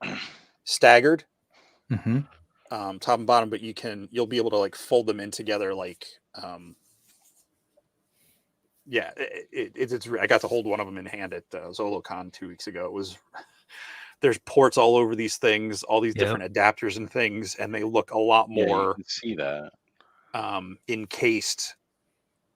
Even like they've learned so much from doing Mythic Legions and how those systems worked and everything, that they've just really upped their game with these, and just how they're presenting them with the boxes and building the story and from the start and everything. Exactly. Yeah, definitely learning lessons from Mythic. And I think, again, building on, we've talked about this on past classes before, but of the sort of Lego of it all that I'm sort of spying of, like, I've heard them talk about systems. So they have a system that was established of ports, of popping and swapping, and they're like, great, we have that. Now, how do we expand on that? And now it's giving us all sorts of cool, like, new silhouettes. Like, I'm looking at these Sphexians, right? They've got a really fresh looking silhouette. They've got the wings, they've got the hunched over, back and shoulder thing. And all of that is just taking advantage of the sort of pop and swap and add pieces to. These are still the same basic buck, if you will. But just some real smart accessorizing and use of ports. And so can you talk us through, you were able to handle one of these. Can you, like, where are we, like, if we could sort of translate from the buck, like, where are these connection points and to make that back and the little arms and stuff? So they're a lot like, so that's basically a regular 1.0. I don't want to say he's not a regular 1.0 torso, but the arms, I think, are the same joint system, like the shoulder piece. So you could take these arms off and put them on a 1.0 body, but like this has extra ports plugged in. So those the little arm pinchers on the mid, like the abdomen, those are articulated and they can grip the weapons. So cool. I mean, you can That's see there. incredible. I don't know why I'm pointing at my screen. No one can see what I'm pointing at. No, I'm just gonna do it. I'm gonna do it anyway. What you say? So, Guide like, yeah, Eldor's finger. you're pointing exactly what I Whoa. am. So just the hinge there where it connects to the abdomen. I believe they pivot at the elbow. I don't know if they do at the wrist or not, but there is. I think they do a little bit, but yeah, there's articulation on those. The different loin pieces are similar to the Mythic Legions pieces, where they clip in under the belt area. The tail, I didn't get to take it apart. I was very nervous holding it because it was one of their I think it was a fully rendered test sample. It wasn't just like their original prototype that was the resin. I think it was a fully fledged figure. But I was nervous holding it. So, but yeah, that back piece, it kind of plugs in kind of like the boom boom hole on the regular Mythic Legions that have like the port for the tails. You can see there's ports in the back there. There's like people already start working on hoses. There's holes in the wrists for like these guys, I believe, have some sort of like blasters or extra. I was going to say, I looked on one of the previous ones that there was some kind of laser mounted thing, or at least that's what I think it is. One of them has, I believe, like a translucent thing I believe it's projecting a ship. So he's like looking at a reading on his arm of like a ship, like from his, kind of the way Star Wars has the holograms. Yep.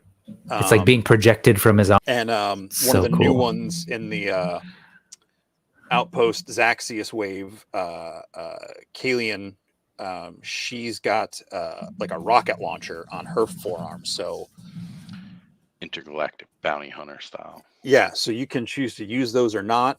The holes are there.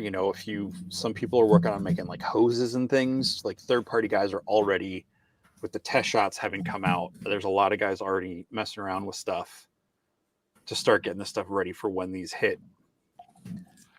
So I did want to bring up one thing real quick, and I'm going to steal screen away from Eldor in just a moment here for one purpose.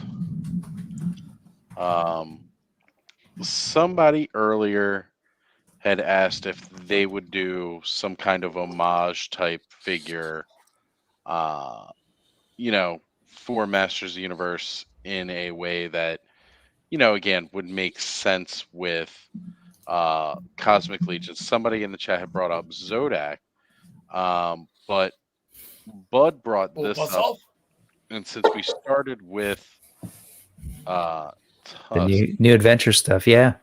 So here, of course, right away, this is bringing and conjuring images directly. This kind of bubble with the green head inside. And so I think we have a place for more homages from Masters of the Universe when it comes to Legions, which is great because I think that's all part of the fun that we enjoy about Mythic. There you go, optic, right? Perfect. I couldn't see that, Brick, because again, I'm working from one screen. So Yeah. But just on that point, like that slush head that we just saw, of course, the classics version, right? This is optic from that New Adventures line, which was decidedly more sci-fi. And who sculpted these, right? Like the Four Horsemen. And so we're all the product of our experiences, right? And they just kind of like are building on everything that they've done in the past, and I feel like it's all coming out now in this line. It's fantastic. Yeah, absolutely. So, can I ask, like, these things? You could have your many faces and mechanic and right, because there are some more tech in the Masters of the Universe that we wouldn't necessarily see be able to be translated directly into Mythic Legions that would have their place here. Absolutely. Of course, we've already had a man-at-arms, but you could have a more technical man-at-arms, but then that might be bringing in the human factor, I suppose. But I don't know. Maybe you could use another creature for a man-at-arms, I suppose. I mean, I'm sure we will see some sort of PowerCon tribute. I mean, because that's a thing. They're doing that every year. That's one of their mainstays. I know they usually do 2 each year, so I wouldn't be surprised if once Cosmic starts coming out, getting in hand, which will be very soon. Well, not like next week soon, but soon this year.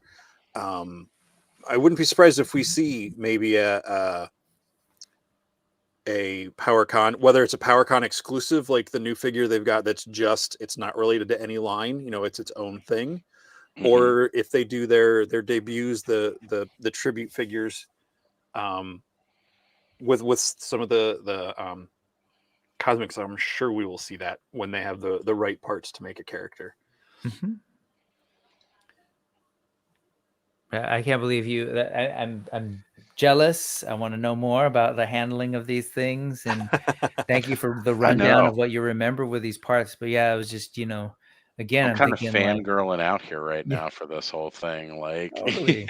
Yeah, the Sphexians, I only held one of them because Jeremy, I think it was Jeremy, had it out to show someone, and he's like, "Hey, do you want to see this before I put it back in the box?" Because they had like the test sample boxes there.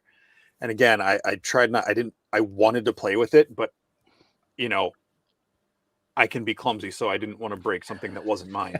I mean, I don't want to break stuff that's mine either, but you know, Yeah. but yeah, it's just in the color. You don't really get the color. The iridescence on that armor is so. It's almost like Turbo Dork color shift. Like it's really something.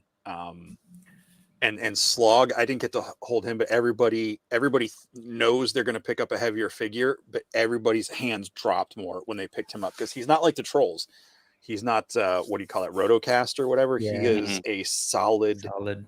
so fit. fully solid. Everybody's calling him the meatball and the bowling ball, and He's just a ball. yeah. But Would look at you- the detail here. Now these look more like paint masters than necessarily a finished product. I believe these are. But the detailing on the weapon alone there, right down to that high gloss from that more matte color. Again, just kudos to the Horseman for that kind of attention to detail. And like you were saying, we're not picking it up from the photos, but Mhm. that Mm-hmm. gradient pattern and color shift with that armor, like you can kind of see it from the way it's going, but we all know how so much of this has looked better in hand, which isn't always the case when it comes from like paint masters and stuff like that, where normally that might be the highlight of what we see. However, in this case, um, they're really flexing on how good these look, and I think we're gonna fully have. I mean, that is ridiculously If amazing looking. I can't wait to get these. if anything, and this is in no way an insult to the painters who work on these at the studio because they are phenomenal artists, but just if anything, the final products, in my opinion, with Four Horsemen stuff, especially on their mythics, look better in person than they do in their initial photos. Usually, in my opinion, other lines go the other way. These always, to me, look better when you get them in hand. And as beautiful as these are, when you get to see them in hand and all the ridges, the little insectoid ridges, like yeah, right that you're pointing at there on the joint where it attaches into the back and along the spine of the wings and everything, it's insane. And the bottom of the feet, like the knights and stuff. I was painting a knight foot earlier. It's flat. It's got the whole, it looks like an armored foot. It's fine. The detail on these, there's like ridges, especially like the barefoot on Olek and the Kragner. They're like textured and scaled and have like wrinkles and stuff on them. Like Which is incredible. I they mean, did not slack at all. yeah. Can I Which ask? is So you were starting to go through a little bit.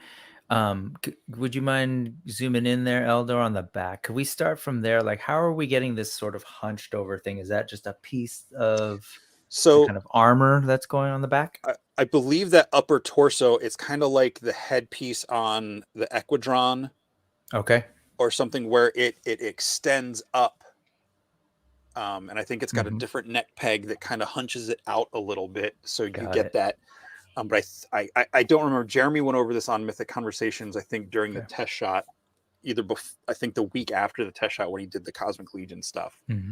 But I like I said, I did not pull these apart to see it, but yeah, it's just, there's different pieces in there to give that. So yeah, that upper shoulder piece where it looks like the spinal columns coming down the back, or the that's not the thorax, whatever that would be. I believe that whole part with the screws at the shoulder blades, I believe though that just kind of sits down over that, like a bigger version of that Varg neck piece. And then there's a port for like a different neck to come out to give it that pushed forward look. Which is great, because again, that's going to give us more possibilities in the future. Because again, one of the things that even Star was mentioning here, asking about, do you guys think that Eric is going to have to go outside the established form of humanoid figs to really explore Cosmic Legions to the fullest possibilities? I mean, they're already going bizarre when it comes to alien forms in humanoid. And people who don't understand possibly what humanoid might mean, and just putting it out there very basically, that typically means bipedal upright. Yep. And so anything that does not correlate with that is non-humanoid, much like a centipede or something of that nature might be. Multiple legs, more horizontal movement than or vertical upright.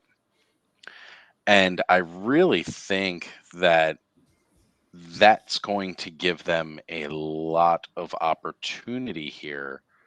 And again, just to reference Masters Universe, because it's my wheelhouse, like a Modulok style type character.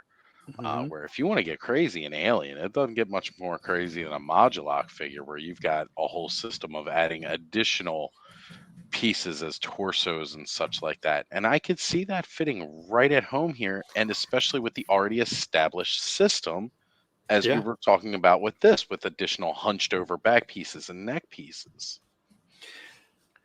Yeah, and Nathaniel Armstrong at Zolicon debuted his the centipede from Alice in Wonderland for his Alice in Wonderland set, and he worked with, I believe it was Anthony Houseal, or maybe it was Leonard Wolfgang. It was one of those two guys, to make alternate neck pegs to go from the neck into the torso. And he just took all the 1.0 torsos and made I hate saying this out loud, like a human centipede. Human centipede. It's been there the whole time we've been talking centipedes. Just so you know. Yeah. And I think it was like 7 or 8 or 9 torsos, and like half of them had legs, half of them had arms.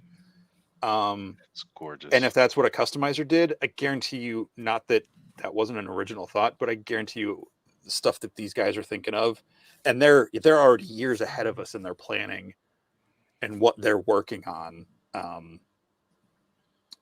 So yeah, I think this is, And to that question for Star, I think they're all based in the similar style of 1.0 and 2.0. Because that Kalian that they announced this week, she's got an actual, like the tabard Mythic Legions torso, and one of the armored like 2.0 arms. And I know some of the characters have like the soft good looking arms that we saw on Headless Horseman and stuff. So as of now, Slog is different. Could we take a look at that, Elder, while we're talking about Slog? Right. Because they might have some different abdominal things, and when we get into some of the other figures, like the Greyborn, Ias, I think is his name, and the cyborg. I'm just waiting for Motherboard to do her work there. Okay. But yeah, this guy's he's got 2 different heads, so that head just like pops off like a hubcap. Believe it or not, I've still held off on him, but I don't know. I'm real close, but he makes me very uncomfortable. Right? Looks like a bit of a Krang there, sir. I was just about to say that, Eldor. This looks like green Krang. Yeah. Which is so disturbing.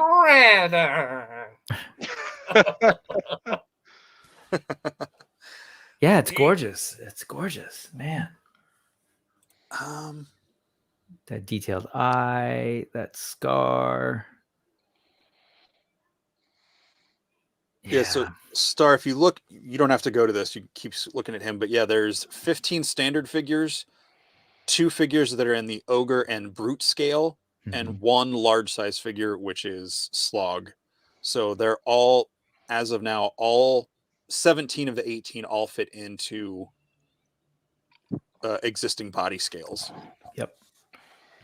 Would you mind taking a look at the body, Eldor? So on that note, like you mentioned, there's brute scale and ogre scale. We'll take a look at those in a second. But this guy, do you know? I don't know if they was at the con, but he was there. Yeah. Size wise, well, how does he compare to, say, the 1.0 figures and like he's ogre scale? He's closer to a troll. Okay. Oh, okay. He is huge. Okay. Like, yeah, he's massive. He does not fit. He's the large scale figure on the list where it does like the by the numbers or something on the page. Got it.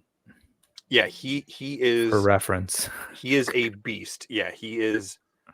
Okay. He's big. I don't think he's as tall as the troll. He might come up to like the shoulders area. Just still maybe huge. But like he is, and he's solid. Like, but there's more mass to him. Yep. And to be clear, earlier we were talking about people were blaming us or thanking us for buying, for moving in and buying more Mythic Legions. I will say, I think I've told you I was holding out on this guy. I think I might have been pushed over the edge on Slog. I might like I'm not. I don't, because a big part of the first 2 books are prison set. I don't like prison stories. Like whenever I'm reading a book or watching a show and people are in prison, I hate it. I absolutely hate it. Not that it's not a good and well told story. I don't know. So like having a warden character is not appealing to me, but he is just so unique and so different. I don't know if I can let this guy slide. Yeah, I know. Waiting for another one, because he has such a unique story into why he's in this suit. I can't imagine all of his race wearing a suit like this. Yeah. Right. Or species, rather. And will we get some translation and use of these parts in Mythic Legions? And not necessarily because there's definitely like tech on his body, but I mean, even just the sort of like, they have a basic larger body now and joints and measurements for what those are. So like, I gotta ask at some point in my brain, like, will we see some translation and use of these parts in Mythic Legions? And it's pretty awesome. That's a great question. I would love to see something in this profile and this size in Legion Mythic, without all the space gear. But yeah, I mean, those arms and feet, like from the elbow down, I could see them reusing that somehow on a Legion figure. Well, definitely like an alternate kind of, if he's going to be troll scales, in a way, I could definitely see those reuse parts, because again, we've already seen that the troll pieces are pretty much all very similar. Just different paint colors and paint apps. I don't know if anybody else sees that, but it looks like Eldor dropped out. Yeah, it's the portal. Oh no! Here, I can pull solar flares. But I could see some of these reuse with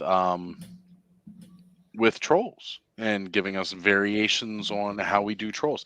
Even again, if it's not through official channels, but through possibly even going through and just customizers being like, okay, I'm going to go ahead and throw this on from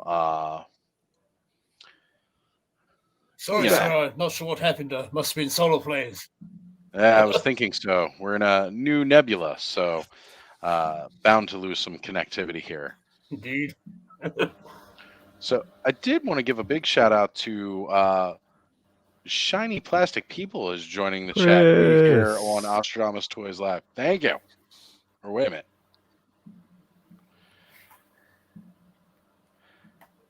Here we go. Brian Brink has it. Communications disruption can mean only one thing. Invasion. Oh, I love it when we can all make sci-fi jokes and everybody around gets it. I love it when a plan comes together. Ooh, nice. Okay, I meant to say this. I love the I don't know what the scientific term is when the legs go back, like the goat legs on these bugs. I love that I love that look. That's not a pose, like that's an actual, like, they're pushing that kneecap forward in the way that that shin is built. I really love that. Yeah, it looks like the connection's here, like normal. And then Right. are you yeah, I wonder if this is connected this way or if this is a separate joint and connected at 2 points. It looks like the, again, I'm pointing at it and you guys, I know, I'm trying to right where that mouse is, that looks like that's where the articulation is. Right. Is in that spot. So but do you think it's in one on going a ball here going up here, or could it potentially I think it's a disc. be two? I think it's a disc. Got it. Okay. Like the current ones are. Yeah. That makes and sense. that shin, you could pull that shin and the foot off and put a standard 1.0 leg shin on there and make it, you know, just a more human shaped leg. So look at the light shining through the wings, man. Whew. There we go. Star has our back right here, by the way. There you go. Digitigrade, because humans are plantigrade. Star, you are amazing. Thank you for being a resource. Speaking of, take a look at these. You're a star. I love them. Nice one, Jesse. I mean, look at that. It's so gross. That backwards toenail. Like, come on. On like sludge style like feet. Yeah. This is like when Blob in X-Men lost his mutant ability and he was just skin. Goopy. Yeah. Right. Well, I suppose he might need that extra support with all that weight he's wearing. Yeah, I mean, this is screaming, you know, Baron Harkonnen in oh yeah, space troll form to me. Yep. He who controls the spice controls the universe. Yeah. How do you cut this toenail? Anyway, sorry. Yeah, back to carefully. Well, I mean, he's got the science officers are like on part of their job is keeping him alive, like the Tusk science officers. That the white guy, the white uniform here, that's like part of their job is keeping him alive. So I'm sure some of them get to get down there with the clippers and deal with that nastiness. Right. Or shoot him with this rifle. Yeah. They probably got some sort of like plasma beam cutter. He can just like put his foot in the like step on something and it automatically does it. So these definitely scream more, you know, like at first glance, if you weren't paying attention, you could think, oh, there's a human being under there, right? But then you start to look, as you said, the legs. Digitigrade. The only two people that even remotely have human faces are two of the females. Right. But yeah, and so a lot of people have been pointing out in the helmets, yes, the eyes don't stick out of the ports on the helmets. Silly humans. Because so human centric. They're HUD displays. Because like, look at that. That's not binocular vision. That's like whatever a goat is. Star, right. I'm sure you can answer that for us. You know, where it looks out the side. Yeah, I saw those conversations and I was like, silly humans, come on now. We have no idea what the tech is in this place. Yeah. And if you weren't following that, it's in reference to sort of like these here. Yep. Right. So technically their eyeballs would be here and here, and folks are they're saying, over how can here they even see? Looking at stuff. But maybe they've got this camera out here is sensing and sending it to their eye receptors. And you know, there's different head shapes to put on here. You know, and I love, like, because like you were saying, I love that they're giving such not human vibes with these. They got 3 fingers. Yep. What you guys keep doing the Vulcan thing. Every time if I do this with both hands, I just go like Ninja Turtles in my mind. Yeah.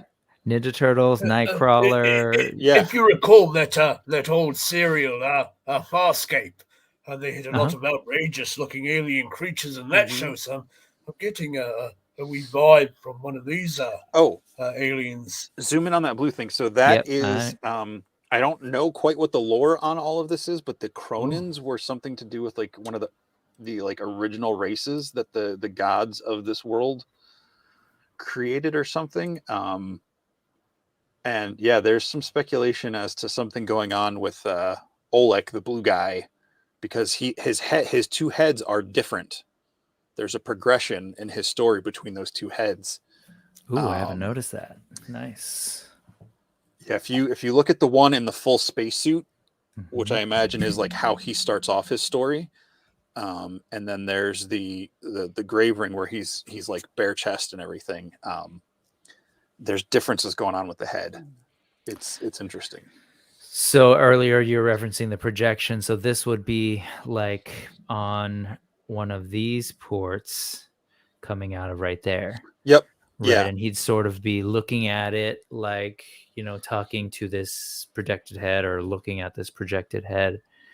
I love that. And as far as the ports go earlier, it's definitely on the body, but on the weapons. Mm-hmm. So there's just, there's really this sort of like systemic thinking of like, how can we make these pieces fit? And it's really cool. And I will say, I know those that Cronin head, that projection. I believe that was like a special thing you could get if you got an all-in. It was something special.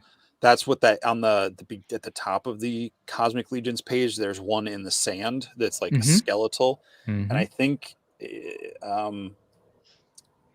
some people that got test shots got one, like a test shot version of them. I can't remember what the. Yep. So yeah, that's. Look at that. Yeah, so that's not as far as I know, like that particular one with that bone look has not been offered. I think they were like metallic or something. But that looks like that's going to be like some kind of like lost species or race or something. Very, very cool. Yeah, 1/6 shooter Trevor Williams killing it with these shots. To make sand look like sand on something that small. Uh-huh. Yeah.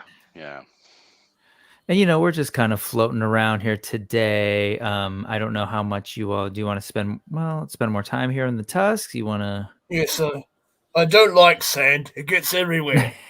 Oh, here we go. I love Star Wars. I don't love that movie. Those aren't eyes. Those are ear holes or something. These yeah. Again, like I look at that, the last purple one totally screams like Battlestar Galactica to me. This there's a Battlestar Galactica alien that was reminding me of this with a big head, or with a big eyeball. Yes, but other Obion, sir. The Obion. Yep.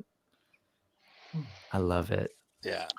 Like that's got some like aquatic vibes going on in the mouth too. Yes, definitely. And I know one of the heads, Eric, at one of the Intern for Days years ago, was sculpting something, and the bottom half of one of the heads actually made it onto one of these alternate heads. Of what? Sorry, an intern was doing Intern for a Day, when they bring the people into the studio, and Eric, they do usually like 4 batches, and Eric, sculpts a head while you sit there and ask questions and talk. And one of the heads he did in that class, he sculpts it live on the screen. Makes sense. The bottom half of one of those made it into a production. So you never know, if you get a chance to go to Intern, you might be watching the design of a part, or at least partial part, that gets used on a future figure. Very cool. And he takes it as like in somewhat prompts from the people in the audience. So that's incredible. Yeah.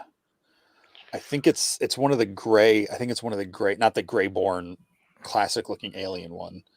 But let's get out of Tusk. These are the bad guys as far as I know it. Yeah.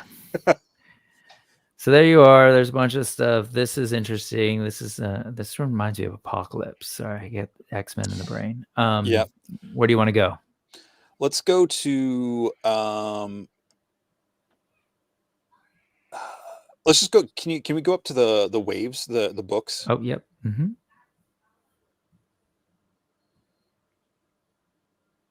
1, 2. Let's go to 1.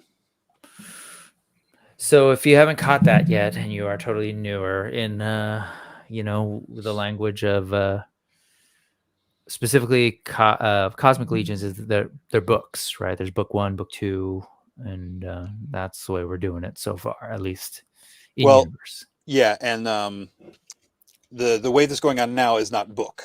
It is just Outpost Zaxius. So right. It's its own.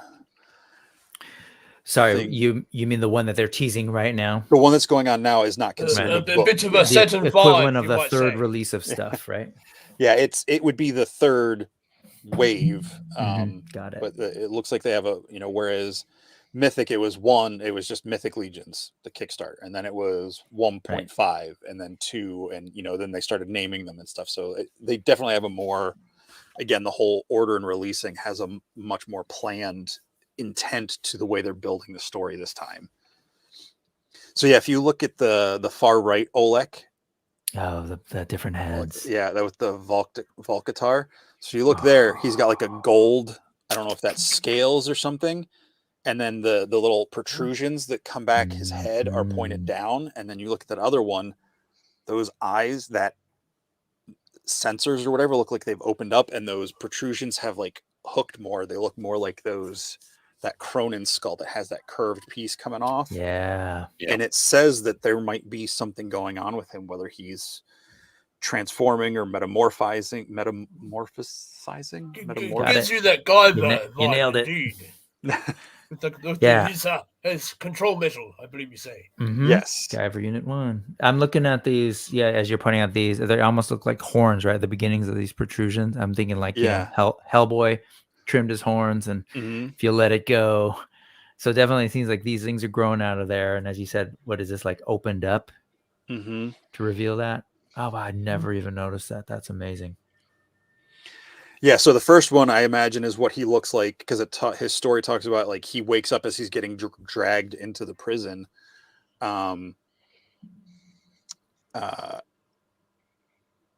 Just look at that head. That angle is just amazing. Indeed. Yeah. Man. It's so cool. Start saving your money, folks. Yeah. Love this reptilian look. And yet, yes, it looks familiar, but it's different. Again, it's very alien from what we're used to. Yes, I'm looking at this. Reminds me of before with how I mentioned Farscape. They had an alien race called the Eidolons. They looked human, but their faces had divides, and they all sort of opened up, and they had little eyes on the inside. Very, very creepy, but yes. I'm wondering if this, I guess I'm trying to remember from the skeleton in the sand, like there are these things. It's just, I guess we'll look at some other angles if they come out and go around the back of the head. Anyway, let's.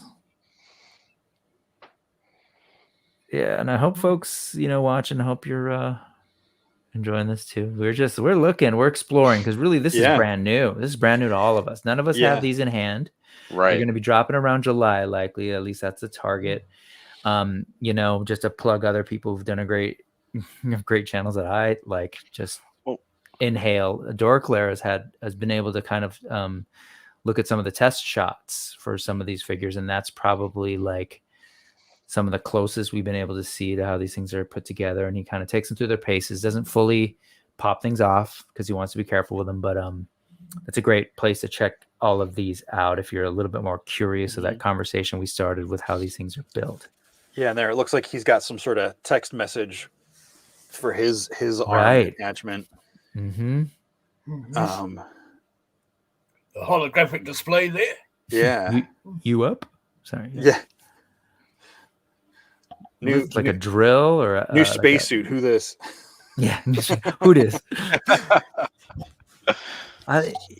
So many cool things going on here, right? Just storytelling. Okay, so at least the way I approach things, if I don't know lore, I'm just looking at these things, and I know I've heard the Four Horsemen speak to this, and Jeremy speak to this, but there are parts of their bodies and the sculpts that kind of tell a story or hint at a backstory, right? I know Jeremy likes to create customs in that way, and I totally see that. I love this kind of like trying to unpack what's going on here, and what is this sort of like a you've got this head, you've got this sort of like I don't know, like a face mask, but that also goes under the bubble. And I love just trying to sort of decode these things without necessarily knowing the I look. would say it looks like a bit of a helmet seal there to seal him away from whatever he is he's mining.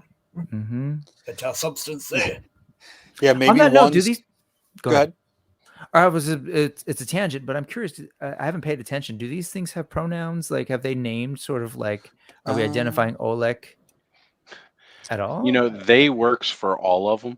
Right. I was just wondering if I hadn't even.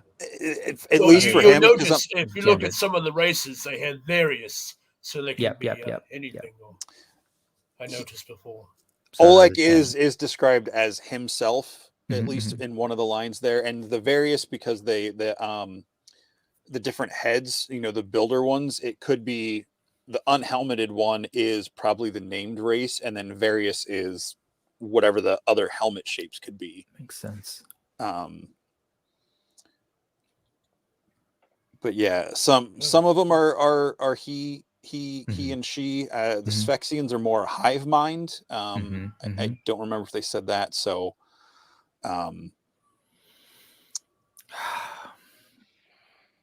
anyway, yeah, I don't really have a whole lot to say other than just like I'm feasting, right? I'm just sort of taking this into my eyes as I have been with this line, and it's exciting. Again, look at that. Look at the way the helmet sits. Yeah. On this, you're assimilating it, sir. Yes. So I imagine this one with the bubble is more his like in his ship, maybe. You know, when he's inside, or maybe that's when he's out walking around, and the one that's closer to the head shape is more just the out and about one. I don't know. And I mentioned the Dorkler having the test shots. What we don't get to see in the test shots is sort of how these bubbles work. And I love seeing this translucent or transparent translucent dish. No, I agree. So like that really, really does it for me. Like it just looks incredible like that. Yeah, and I think there's different parts, like the shoulder piece and everything, and these different pieces that hang over the torso and stuff. Like you've got the port right there. Yeah, you know, that I think that's the same size port for those little, you know, gun pieces, you know, or you know, other things. And I'm sure again, like with everything Forestmen do, there's probably other things coming down the road that will work with that, you know. Did you happen to? So like this and this is essentially a standard port and peg system? I believe so. And then do you know if, I'm trying to think, like wings on the wings, I believe I think it's a different wing peg on the Sphexians than the yeah. Again, I did not see them pulled out, but I know Jeremy talked about them on his Mythic Conversations a couple weeks ago after the test shot. He was going through those. I gotta catch you up. See how I mentioned Dino Riders before there, what I had when I was younger. He does remind me of the Emperor Krulos there, because he had the dome over the head too, and the sort of reptilian like. So I suppose you could do your own custom if you took a bit of orange paint to the armor there, and yes. I'm just looking at the connections here of like, okay, what is ready to go or is already being used, ported, if you will, from Mythic Legions, right? So these thighs, right? I think those thighs are the same ones on the Horseman? like the Alithia wave, the Headless Horseman and such. I keep trying to use my mouse to roll over this, and you're moving it almost the same way I'm trying to. So hive mind, and then it doesn't quite go. And yes, I'm like, I believe that figure that comes with the monitor head and the orc head uses those thigh parts. These pants. The knight on the retailer wave figure there that I've purchased. Oh, okay, yes. Ugo, Argo, something. Uwit. I can't remember his name. Uwit. That might be it. Uwig. Yes. Thanos is asking if you'd be able to put the arms from the Sphexians onto those ports, maybe. Maybe. That would be interesting, because then it would almost be like, what if they're a parasitic type creature? You can see there. it looks like the back port. It looks like there might be a test. I'm pointing again. Yeah, I'm not sure This what right that here. is. Yeah, I'm Yeah, wondering if that's something that's snapped off, or if that's well, it looks clean, right? So Yeah.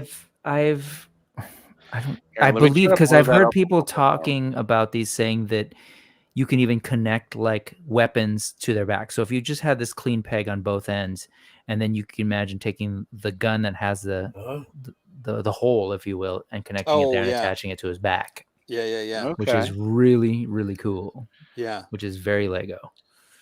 So But yeah, very looks like maybe the- maybe like a mining robotic arm or something you could attach there if they did something like that. check out the front of his chest. Oh no, you already moved on. Never mind. Oh, sorry. Which one? Just The so we front of could his chest? just the front of his chest where those front ports were to see These two. Yeah, see if we can. I'm gonna Yeah, and I was gonna compare. I was gonna pull up a Sphexian. Tusk. Yeah. You sexy Sphexian. Here we go. Where are we at? Yeah, maybe. Oh, these look a little big. Well, what about when you look at the well, no, because they just showed the hands. They didn't actually show the. That might be a completely different torso on the Sphexian. Yeah. Yeah. Yeah, it doesn't look It to could be as be. much reused.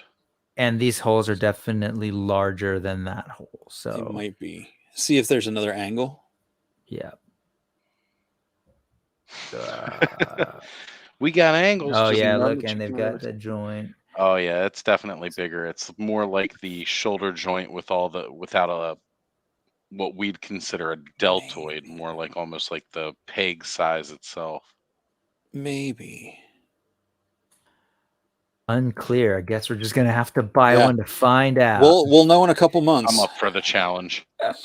Or maybe if someone's got a test shot of both of these, they can let us know. Yeah. Is Scott Baker in the chat? Didn't he pick up one of the Cosmic Legion's test shots when he was buying all the test shots up? I think he mentioned that, but I wonder if BBTS might take my credits there. That's I'm sure they will. The best shot we're gonna get. I'm a bit low on the money, you see. I don't know. Those ports kind of look a little bit bigger on this torso. It might be. I don't know. Again, that's the thing. It might be the exact same part, but the way it's painted and the way it's posed make it look completely different. Yeah, very true. Okay. See, what size are the Sphexians there? Are they like a dwarf, or are they similar size to this fellow? No, they're big. They're like a standard size. Oh, they're slightly bigger. I think just because of the neck and stuff, I think they feel bigger. But yeah, they're a full size. They're impressive. This is my my favorite. She's great. Of the wave. This is the one that. Oh yeah. In theory, I have two coming in, but it's BBTS, so potentially canceling one of them. But as of right now, oh boy. This is Vasquez, the alien. Oh. This is what happened after the Sulaku. I mean, look at that chain gun, man. Mm-hmm. It's huge, and I love that they gave that ammo ribbon there. To again, just going off of normal human genders wise. What we might consider a female character. I love she's got this huge Gatling gun versus some giant, what we might consider more of a male possibly figure. No, they're like, give it to this one. Yeah. She needs it. And it looks beautiful. She's a bigger female buck than we've gotten from any of the Mythic Legions females at this point. So she's on the 1.0 build, like the Horsemen or like the Barbarian builders. It's obviously a female torso and different arms. It's not the same arms as the Barbarians. They're a little smaller, but yeah, we need those arms on Mythics. And she's got like a tattoo tampo. Yep. Yeah.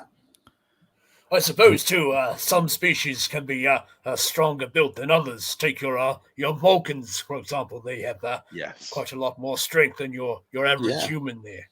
Yeah. And also, it could depend on what kind of gravity their world is based. If they're away like Superman, they might gain more strength also.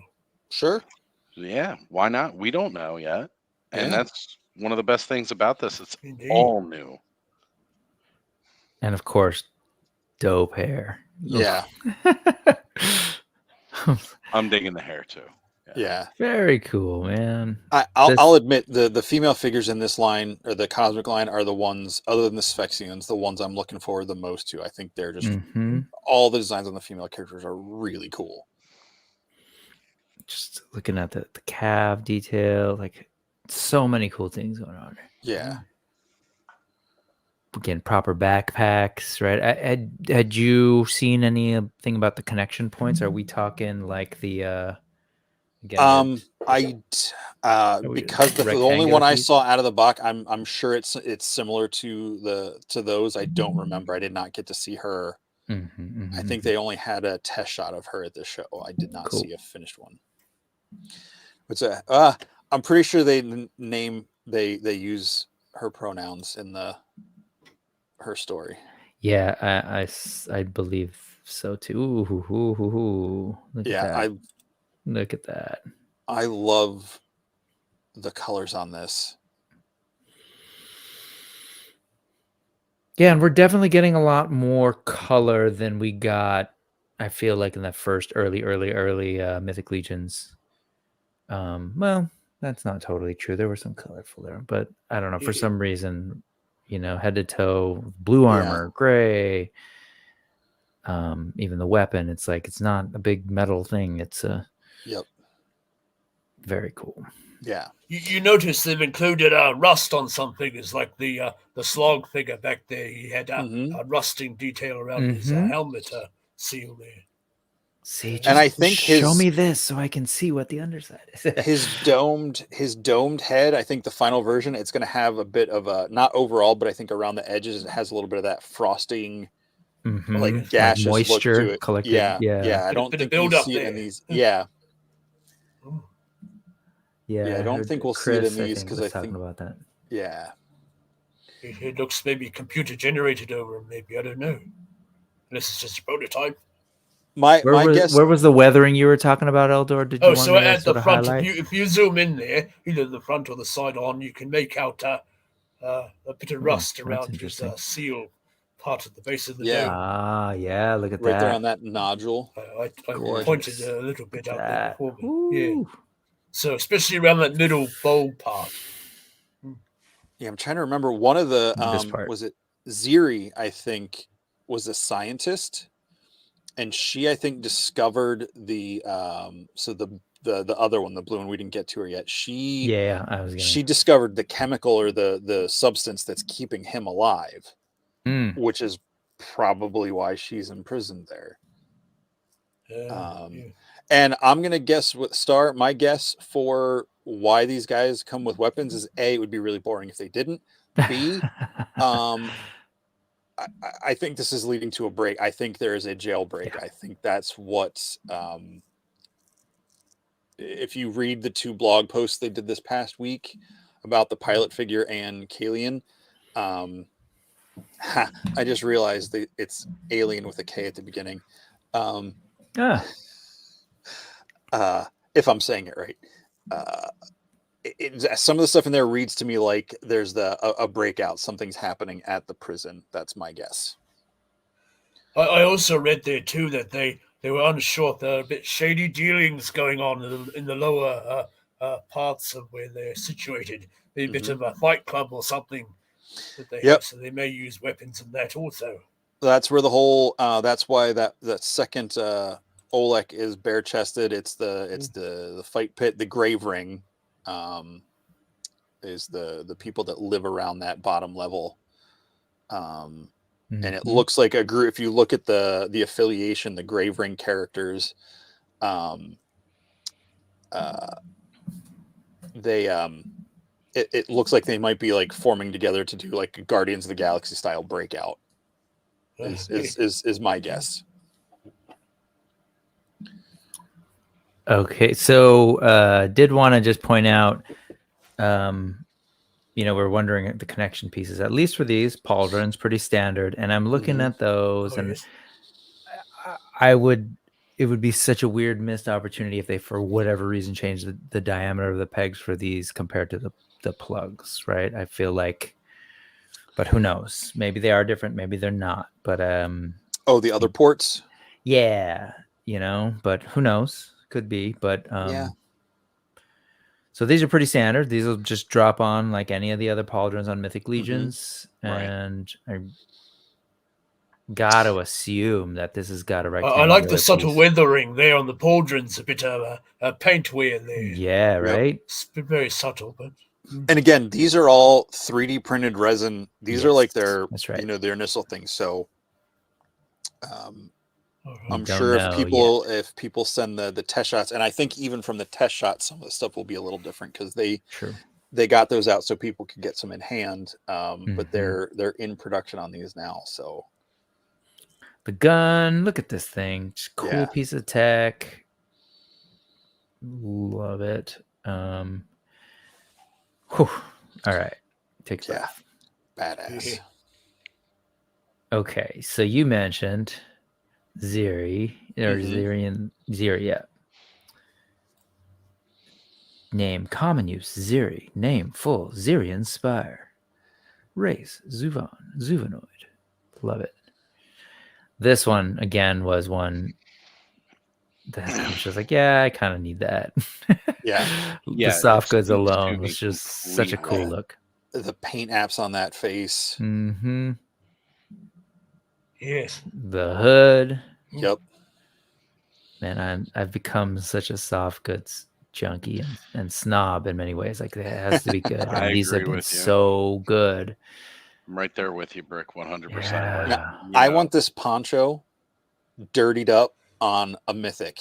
It does give her that like a Ranger type look. Yep. It gives her that nice. I will say I'm working on it, Jesse. Yeah. Yes.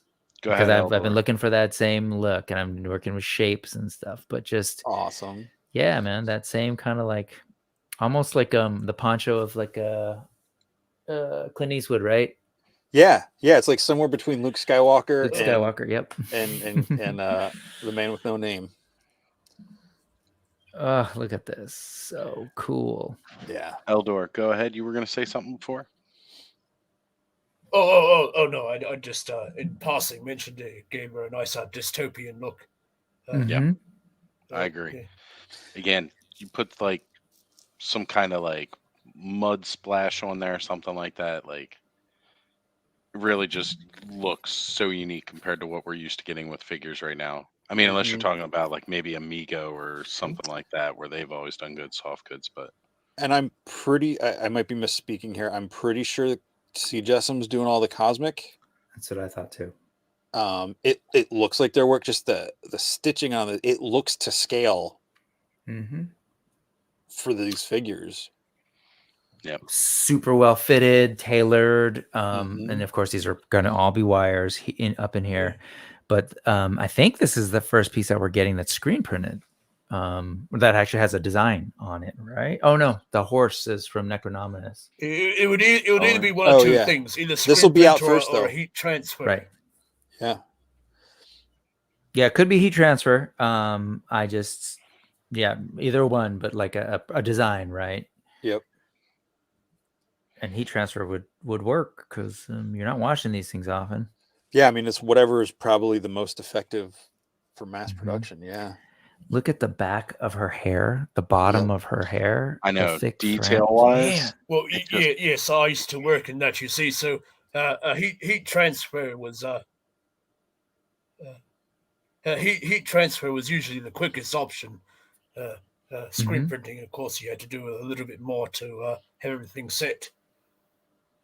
Well, the thing is, before you sew this, right? Out your screens and sure, but before you and then run it through the heaters to set the ink, and But before you sew this, you've got like a whatever the size screen is and whatever the size fabric is, and you screen a bunch of them all gang together, and then you cut it up. Is how I would. Right, you would do the fabric, do. prep the fabric Yes, before that you would did make the sense. actual piece. So cool. Look at the hood, the way the hood falls, man. Yeah. We all deserve a good hood. You were talking about the hair. It's one thing Eric's talked about in switching from traditional sculpting, because Mythic Legions, the original wave, all those parts were all hand sculpted and then cast and all that stuff.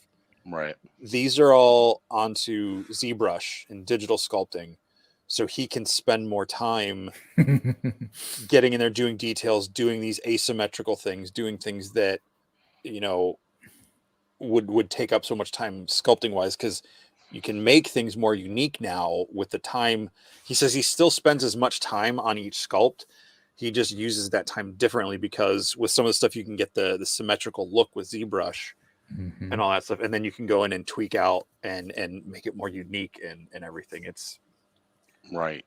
Very cool. Looks like if you're into planet. that sculpting size type stuff, check out. He was on Legion's Lair a couple weeks ago, and he's talked with Jeremy and stuff. It's really cool to hear him talk about the sculpting. I've got like another projection of maybe a planet or something, but I do want to name soft goods on weapons. Yes, please. That with a little connection there. Like man. Band with, you know, the backpack clip. So good. So good. So good. Hello. Face mask. Yep. Breather or something. Even maybe. a clip of that size, it boggles the mind.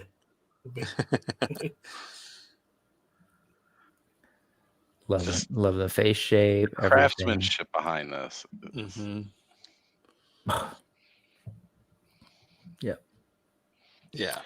We come here to talk lore, and we spend 2 hours drooling over.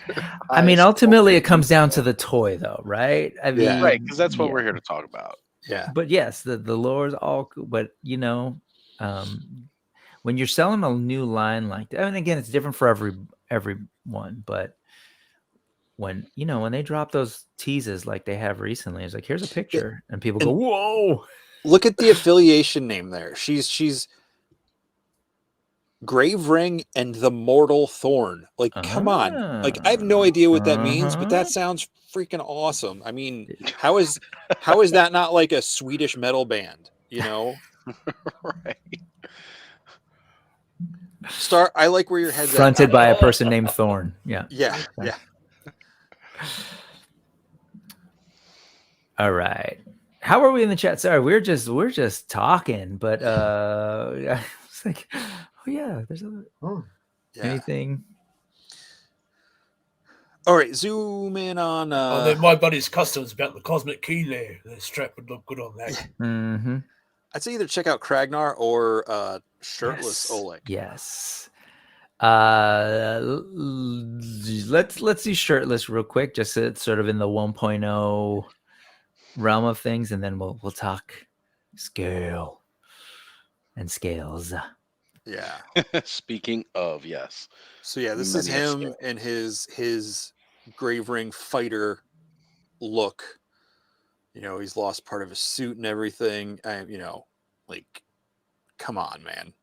And there you can see the split on the middle of his head. You know, that gold or yellowish piece is gone. Those bones have definitely curved back more, almost into a halo. Yeah. A really cool staff. Yep, I think they call that what did they call that? The meteor hammer or something like that. Awesome. It's even better. Yeah, he's got when 4 fingers. Weapons come with great names. It just there's your lore right there. This is a meteor hammer. So there's staff, broken down staff, which includes the shaft of the weapon and a meteor hammer with chain. Okay. So the meteor hammer is the ball and chain piece, I guess. Let's take a look.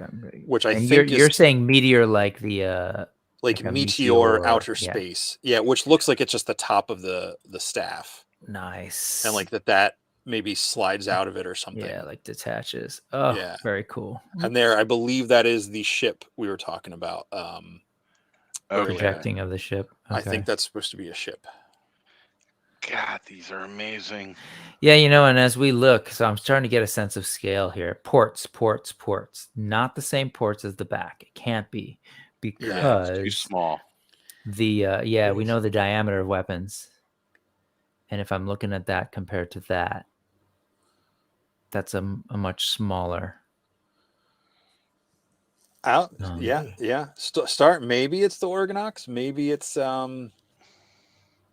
it's one of the ships they talked about in the Kalian post this week.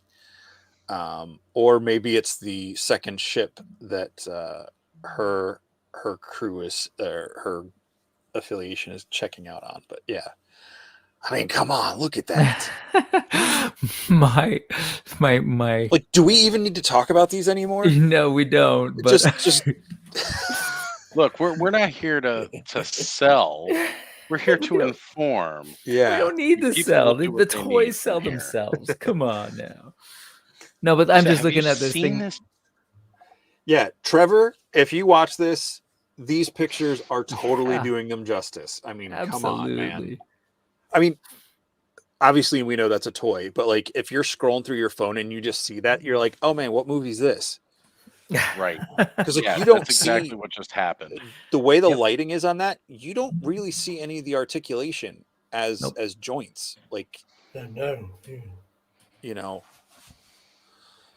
And the Catholic upbringing in me totally saw the incense burner, and I don't know if that's in your folks' language, but this was something that I grew up with. I didn't want to really hint at that, but it's definitely what I was thinking when I saw it in the other picture. I was like, "Hey, my priest used to have a meteor hammer swung around church."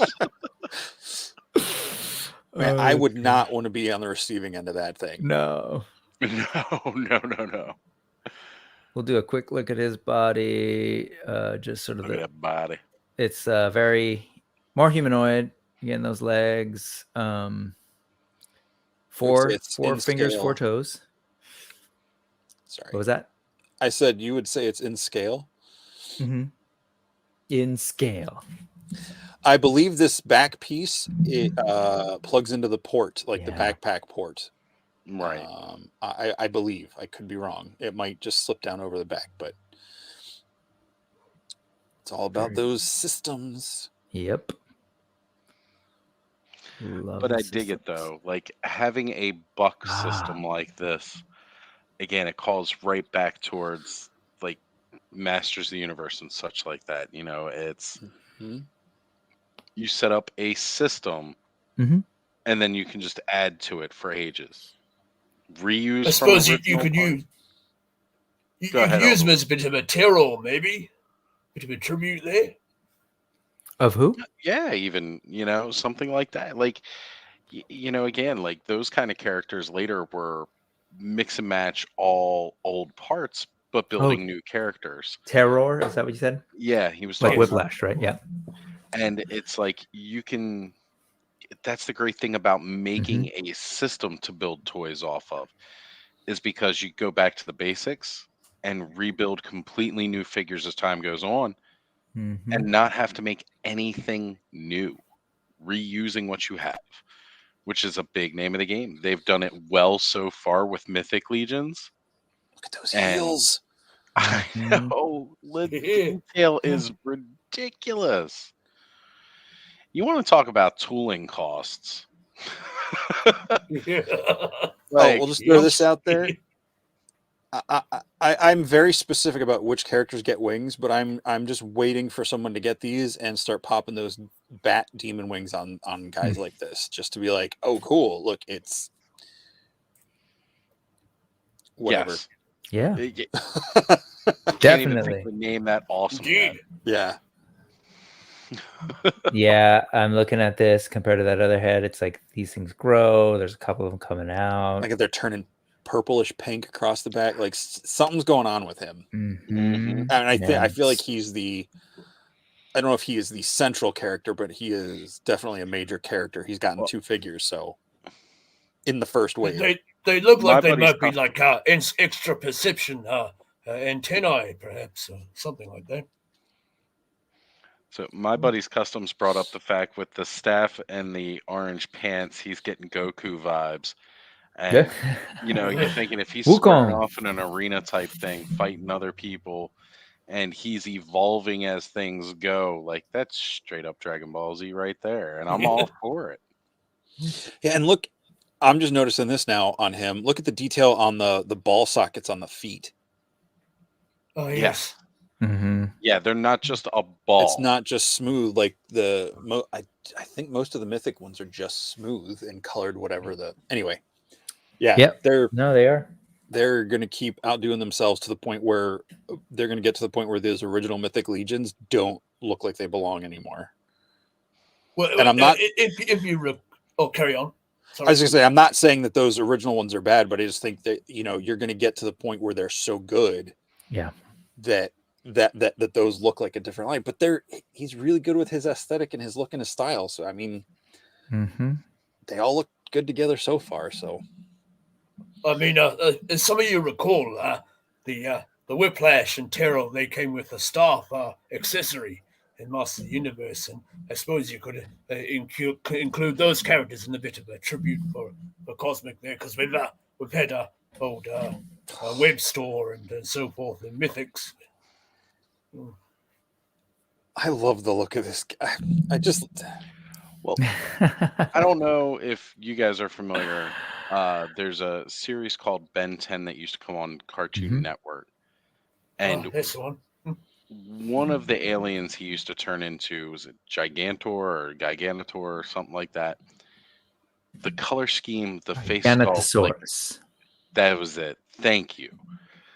This just screams it right here. Like, you guys know, you've all seen Connor on the show before. I almost want to buy this just for him, because he would look at it and that would be who this is to him. Oh, yes. And I don't know if that's the right idea, but I mean, just again, like, that's something that a kid who doesn't know a whole lot of different sci-fi things, has not had that experience that we've built on decades of reading and learning different sci-fi, but he could look at this and he can already relate to something in here. There's going to be something in here that screams, there it is. Yeah, like, you see it dead on already. Well, I remember seeing one of the Mythic Customs videos. He had someone on, and his young son, I think maybe of about 14, he was beside him there playing with all his different pieces and what have you, and mix and matching a few. And I think he showed one of the ones he'd done there. So I'm sure Connor would enjoy the mix and match there with his father. A bit of a go there. Yep.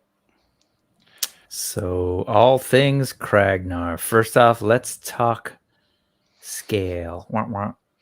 What are we talking about here, Jesse? Scales. Ogre. Love it. So this is the same basic buck as Arakagor, the Dragosaur from Mythic, the Poxus Wave. So this is the same basic buck as that blue dragon character. But yeah, I mean, he comes with 4 arms that plug right into the back port, and he comes with ports. If you choose not to use the 4 arms, you can cover those up with like scaled back pieces that plug into the back. I saw the test shots or something of him. Yep, I saw that too. Yes, he looks like that alien out of the first Men in Black film. I think he had multiple arms on him. It was just as bulked up there.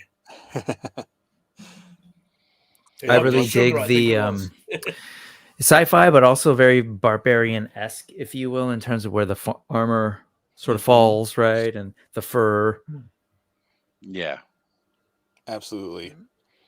I mean, I love both of those faces. Got that fur. Oh, yeah, the faces. Yeah. What's that, Oz? You got to wonder where he got that fur from. Unless it's actually just sort of like his hair that grows at a certain age. Oh, sorry. The one on the Oh, yeah. Well, I mean, I wasn't going there. I was thinking he was killing people, but hey. that one on Hey the man, right I just wanted to looks make a like new blanket. Can I collect your yeah. That- Sorry, right, like screen right, or this yeah, this one that screen right. Yeah, the one you're yeah. circling there. It just looks like some like he went up to get his breakfast and someone just took the last of the Lucky Charms. He's so sad. Like Yeah. he looks He looks sad, down and then up but again. his arms are gonna come out and just like pick the other guy up Right. and dump his cereal into his bowl. Very almost dinosaur-esque. Like I Yeah. forget that duck-billed kind of dinosaur. I'm looking at these scars that line up. I love it. Parasaurolophus. He's got that Varg nostril Yes, that's the situation. one there, the Jesse sip one. said. I can't remember real people's names, but dinosaurs and fantasy characters, I'm all over it. Indeed. Look at those hands. There's a lot of weird names they have on those dinosaurs there. It's hard to keep track of them and Absolutely. pronounce half of them half the time. Here you go. Chains. Note the chains. yes. I don't know if he comes with the chains. So that might be another one of those things where Trevor's playing with the photography. Yeah, that's true. But they have these things that you are can hook implied. chains to them. Yes. Yeah. And he's got one on the back of his neck too. Well, we know they've got them from other characters, so it's not like they couldn't just sell. Yes, the Varg, for example, he had chains. Right. Yeah, and for me, I was just pointing out in terms of story, right? In terms of just again hinting at what's happening here. Again, you're mentioning Trevor's photography, being very sort of cinematic. Like, what is this movie? Right. I need to see it. Well, and that's one of those things you were talking about with the parts of the figure, like are telling part of their story. You know, Mm-hmm. I think those are scars, Star. I think those are cut They scars definitely into the look face. like it. Mm-hmm. Well, because again, he looks straight up gladiator arena. This guy is the reigning champion that's been around for a while. So he gets specialized treatment, but he's also very dangerous, and they're not stupid enough to leave him. I feel like he's going to be the Chewie to Olek's Han. I'd be okay with that. I mean, not necessarily exactly 1-to-1 because Olek feels more. Well, he has a bit of fur on him, so yeah. And again, we were talking. Oh God, who did I compare him to? But I just brought him up. I forget who I'm comparing. But just in terms of scale, this is an ogre-sized ogre scale. So, and it looks like his head comes up even further with a longer neck. So yeah, that Dragosaur almost a similar chest harness there too. Yep. So yeah, all the figures we've looked at except for Ziri so far, and the one science officer or technician from the Tusk have been that 1.0 skeleton size. Right. So and I think the Sphexians and I think Olek, because of their neck proportions, they probably look a little bigger or might be a little bit bigger. But yeah, and ogre gauntlets are removable usually. Star on even the mythic ones, they slide off. So I guess I kind of moved through these kind of quickly, but just you can see that there's that neck piece that you were talking about, the ring is the word I'm searching for. But yeah, you can pull these out as you said, and they come with those caps, which I love. Mm-hmm. I love when companies do that. Mm-hmm. You get that clean look. Very, very cool. And there's probably I know there is, but the fastest way for me, for whatever reason, my brain went to was to go to Big Bad Toy Store. But I know on the Four Horsemen site there's a place to look at this. But this is the figure you mentioned. This is the exact same body. Yep. That we're getting in Mythic Legions. Yep. Torso, arms, legs, feet. Obviously, Thygar doesn't come with a tail, and the armor is different. But yeah. Yep. Yes, that was the figure that came to mind when someone mentioned about the color there that we're getting in Cosmic. So just it's same neck, everything. Just and yet it's a completely different look, completely different character, and a completely Mhm. different world. Again, you just Right. paint it up the right way, and it completely Mhm. changes everything. I love that this guy is another big orange guy with blue eyes, like Mhm. Brontis, Mhm. the troll. And everybody Mhm. know, I mean, for those that followed around, like Corn Boy loves the Thing. The Thing. So Right. that was kind of a thing for Corn Boy Yep. in making Yep. Brontis have the blue eye in his original Cyclops eye and everything. So I'm He's a bit of a Jar Jar Binks on steroids there. Makes I think.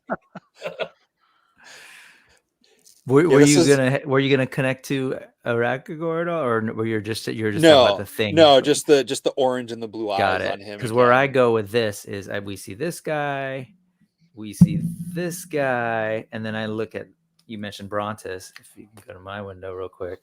Oh, the ice troll, yeah. Right. That's, and blue and orange are fun, Yeah. but I love the idea of these like bigger characters. Yeah. The blue one, it's the orange one. Anyway, that's Kragnar. And again, right off the bat, we're getting multiple scales, more sizes, right? And we've got Slog in there for wave 1. Mm-hmm. Really cool, giving us that sort of variety, and you get contrast on your shelf. Absolutely. All right. Well, yeah, I mean, and that just is one. I think we kind of peaked in at Tusk. We peaked in it at Gravering, but there's just a lot of really great things coming, right? In this line. This is from book 2. This right here. Okay, let's go. Let's go. These two spoke to me right out because they remind me so much of like aliens we've seen from Gene Roddenberry and like Farscape. Yep. That sort of thing. Like, I love that. I just absolutely love that. Kind of like the Scarens there. Yes. Yeah. Again, I think even though the pictures are great, apparently the translucence of her orange body parts don't show up. I mean, you can kind of see it in that back leg. Mm-hmm. She's slightly translucent. And I believe they're trying to figure out if the tail is going to be bendy. I believe is the plan. The head tail there, yeah. Yeah, she just looks so wicked. And for anyone watching that doesn't know, a lot of the background pieces on these, I believe the dios come from, Crashbot Customs. I don't want 100% say for sure on all of them, but I know at least I think these ones definitely are, because they had these at Legion's Con. And I love in their world that they do have these flyers. Wanted posters. Wanted posters. No, those are the Fight Night posters. Oh yeah, these are the battles. Even better. Yeah, because when they did book 2, they started it off as like, Fight Night. They did like silhouettes of the fighters and stuff. So very cool. So yeah, you can see the translucency in her. These that I hadn't been paying attention. I hadn't been paying attention to these, and I sort of had to stop, and I didn't order any of book 2. I don't believe so far. That just is her head. That's part of her alien species. She's not wearing kind that. of like a crab-esque scorpion type of formation there. Which I dig that tail. Oh yes. I mean, just look at all the little like burrs and stuff on the outside, those bigger spikes, and then just down the middle of the tail of all the sections there, segmentations. Yeah, it's just so good. You can see her just using that in the battle there, swinging her head about and lunging forward at you and so forth. Well, and she needs a power ring. Sorry. Yeah, her planet Her and Novian, the lizard snake-like guy that was on the same page with her, they're both from the same planet, and it's talks about it being like a very primal, dangerous place and everything. So like, I imagine these guys are kind of like, very brutal in their tactics. Very the chicken legs on her head. It took me a long time to finally grasp what someone was saying when someone said that, but Yeah, these here, But yeah, her face is like that whole face leading down to the tail is straight up scorpion. mm-hmm. Like, it looks just like a scorpion. Well, the giant mandible things at least look more like what's more commonly known as like a camel spider or a wind scorpion. I'm gonna pretend you didn't say spider. Jesse, you said that this was her head, right? Mm-hmm. And because part of me was looking at it from this angle, it's almost like I was reading this as a separate organism that could like a symbiote on her head. Almost. I mean, I suppose it could be. I don't know. It's totally random. I believe it's just supposed to be her natural head, and she does not come with 2 heads. It is a face plate, like the new knights that are coming out, where something that looks like slides off, and you can swap the face plates there. Right, and this is just a prototype, so. Mm-hmm. But that's where the connection point is, at least on this version, I guess. Yeah. With this NECA headstand. That is a NECA headstand, yeah. The painting is rather good there, indeed. Yeah. Yeah, and I believe that's the same rifle as we looked at before that kind of had that bone look to it, but they've done with blue. Again, you set them down on the table and you look at the actual profile, it'll be the same. It reminds me of the guns from Fifth Element. Oh yes. Mm-hmm. Those Zorg guns or whatever that. What's this blade here? Oh, it goes on her arm. Her that blade. Yeah. Got it. Which again, very kind of Predator-esque, Yep. Mm-hmm. Given the wrist blade. And she's part of the Bleeders Guild. Come on. Right. Hey, look. Planet of Origin. Bira Jimgira. Or Jimgira. So it's another place that's named after me where apparently everything is trying to kill you. Much like my continent. Australia. No. Now I have a whole planet. I love this guy. Man. I want to work him into Mythic so bad. I don't think it would take too much. No, it really wouldn't. None of these. Yeah, there's maybe you do have this tech here. Yeah, on his face. But... Well, on my shelves, Cosmic, something's going to happen, and a ship full of prisoners or 2 are going to crash onto Mythos. There you go. And it's going to strand these characters in Mythos. There you go. Yeah, and there is a lot of we talk a lot about Masters of the Universe between us, right? And we've got an Eternian in the room, but yeah, it really is that blend, that Kirby-esque New Gods blend of science fiction, tech, and fantasy, and I am a sucker for that. So I love the idea of mixing and matching what's going on here with Cosmic with Mythic. It wouldn't be too hard to make a bit of a Snake Man out of it, too. Mm-hmm. Nope. Okay, Giraffe. There is a book in the works for the Mythic line. Oh, right there you can see one of the guns ported on the back, it looks like. Yeah, there you go. It's like that peg. Oh, maybe that's what that little peg was sticking out. Mm-hmm. Yeah, that's what I'm saying. It's like you can connect the weapon right on there. Yeah. Very cool. I like that better than the pegs being permanently attached to the weapon like the classics or classifieds. Right. Giraffe, at this point, I know they're working on a book, a large scale kind of coffee table type book for Mythic Legions that is part art book, part straight up narrative, where it is a story. No word yet on Cosmic. I'm imagining it might take another couple waves of these to come out before they have enough to make worthwhile to put a book out that's not giving away stuff that hasn't come out yet. But yeah, I wouldn't be surprised if we see something from them. I know they've talked about wanting, if the opportunity and the right things came up to do other media, they would look into it. But yeah, an alien ant race. I'm digging those boots too. Yeah. Just Alien ant race, is that what I heard? Like alien ant farm. Man, that's what I was thinking. Are those new knees? Those might be new legs. Yep. I Well, think so. I think. No, because there's a.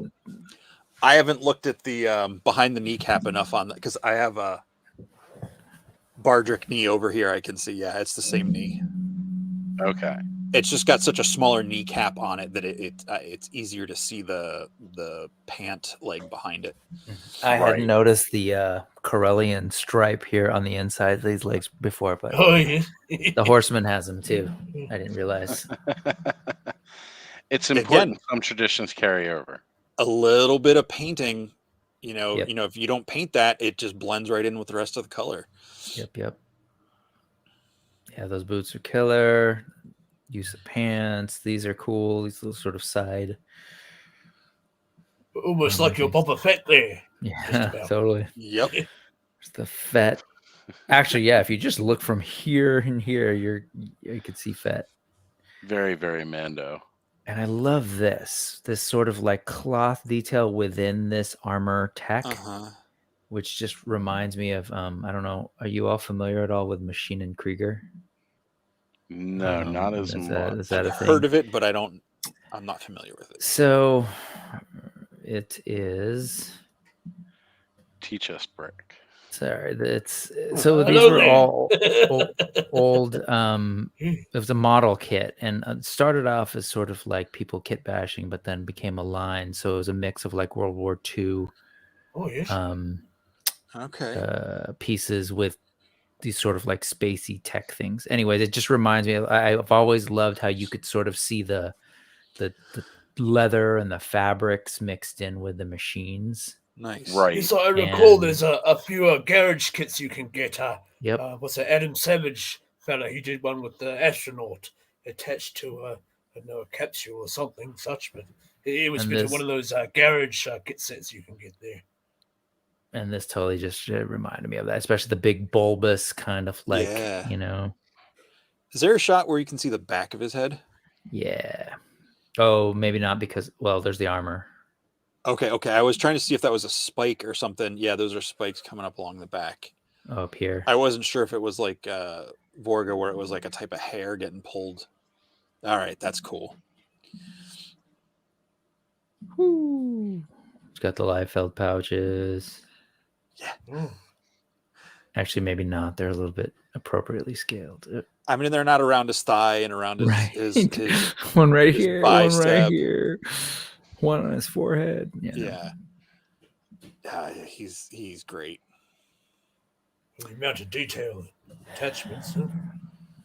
I'd want to put him on dwarf light. I'd want to make him shorter. Love it. Okay. Great.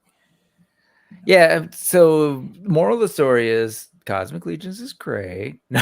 Right. There's just so much to look forward to, and as much as I would love to go through these, because I don't know how many more. Oh God, yeah, no, never mind. We got to do a couple of one-offs for Space Nemesis here. I'm itchy because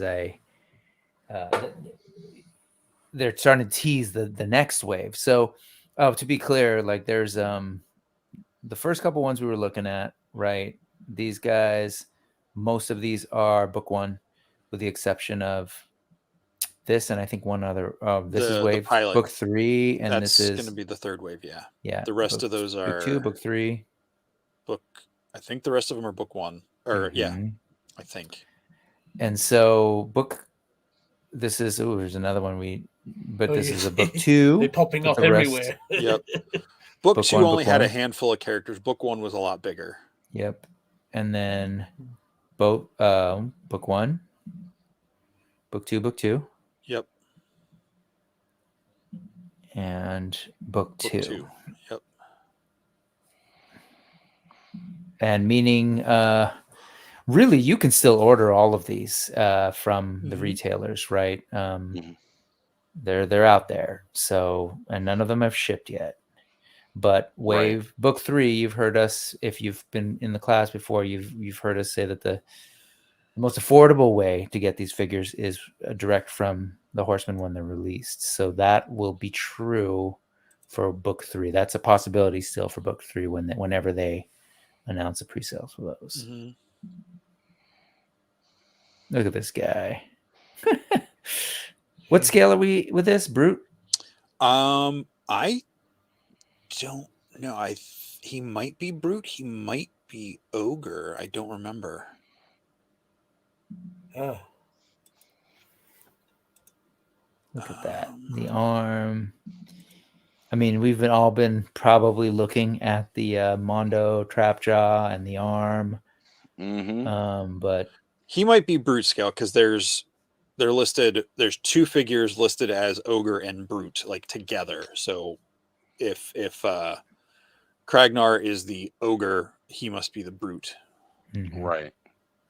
So he's going to be about between 7 and 8 inches tall, maybe. Would that be a Barbarian Legion builder scale or bigger? No, this is going to be like Tharnog, the Orc Shaman, and the Djinn from the Poxus Wave.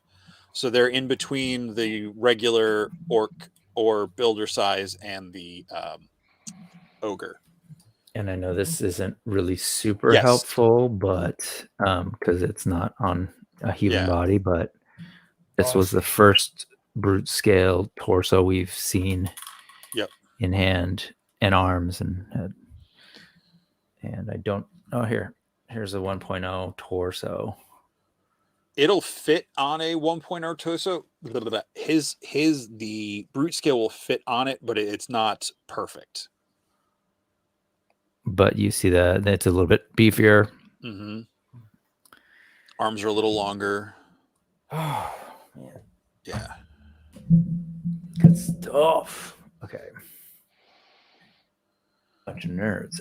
So what I was saying about how we be about we've been looking at these trap jaws, these Mondo trap jaws, and been blown away by the sculpt and all the detail, and then they're here too. It gives the Bane vibes there from the Star Wars with all the tubes out of his head and what have you. Bane? Darth Bane? The blue fellow, the bounty. Is it Bane or? Cad Bane. Oh. Yeah. It doesn't have a nose, so yeah. The red eyes. There's like a sheen on his, at least on this painted, this prototype that's gives it a whole different look, not like human skin or something. I love how every figure we look at has something on the back, so you can't see that port unless you can zoom in there. Maybe you can see a little bit of it there. I feel like that is our standard, but that's the width of that. Yeah. But just makes me think that could fit in the standard back. But look at the detail on the back of his armor there that was kind of hidden from the other back shot. Now that we're getting the angle look with these little spikes that are going down. Like, oh, for sure, man. The amount of detail going into these. Yeah. Look, and this whole one robotic leg, like, not saying we won't see that again, but well, I mean, Rocket Raccoon's going to come in and steal this one, so we're going to need another one at some point. Right. Yeah. I wonder if those tubes will be modular also, so you can share them to other figures, maybe. Well, that's what I'm thinking. Like, with Cosmic Legions, almost even more so than Mythic Legions, I could see accessory packs for all the different ports being very, very big here. Different colors from different, well, kind of like how Poxus had like the different magic packs, Yeah. Very, very similar to that. Are those like almost ice spikes up by his head? How did I not catch that before? These two? Yeah. How did I not notice that on one of the other images? Like, yeah, they don't look like they. Okay, it's the angle and the lighting. Yeah. Okay. Still so good though. What was the name of the villain from Galaxy Quest, by the way? Because right here, he has given me those vibes. I don't remember. Oh, I just watched that recently. I know the one you mean, though, sir. Yeah. Yeah, so this is My a pauldron. grandpa's hammer. I can't think of Soren. Might have been it. Sorbet. Sure, I'll take one. Sorbet right now. I was trying to see if we could see the side of that head, but it does. Yep, no, it does. What is it? Saris. That was it. Yes. I was looking to see if this thing would come off, and it does look like it does, assuming that it would plug back in here. Yeah. Which I'm looking at. Yeah. So if that disconnects, that's a bigger hole than these. Yep. And I wonder how similar that might be to. Well, anyway, so there's that, and then these feel like similar to some of the other ports we've seen. Yeah. Yep. Definitely. And I really hope that that's true. I love the idea of being able to just play with different options. With Stars comment about seeing a vacuum cleaner, I kind of want someone to make a third-party part that will attach into the foot that's just like a shop vac attachment on the bottom of his robotic leg. Oh, that would be so good, and especially if you got a custom piece for the back that said like Dirt Devil or something on it. A dust buster. Exactly. Yeah. And I know it was way earlier in the show. Someone asked about a heads pack.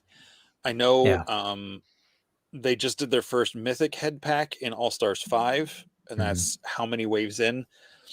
I mean, they definitely released one completely new head in that pack. The rest of them, I believe, were repaints. So yeah, I'd imagine we will get some sort of head packs for these maybe sooner than later, now that they're kind of testing the waters with it. But I wouldn't hold my breath for a little while on these until, I mean, you never know. You never know. Woo. Oh, look at those toes. Is this the Varg? That's a Varg, right? But that's brute scale, so that may be the Jin. Yes, it looks like it. Okay. I can't remember what the Jin foot looks like.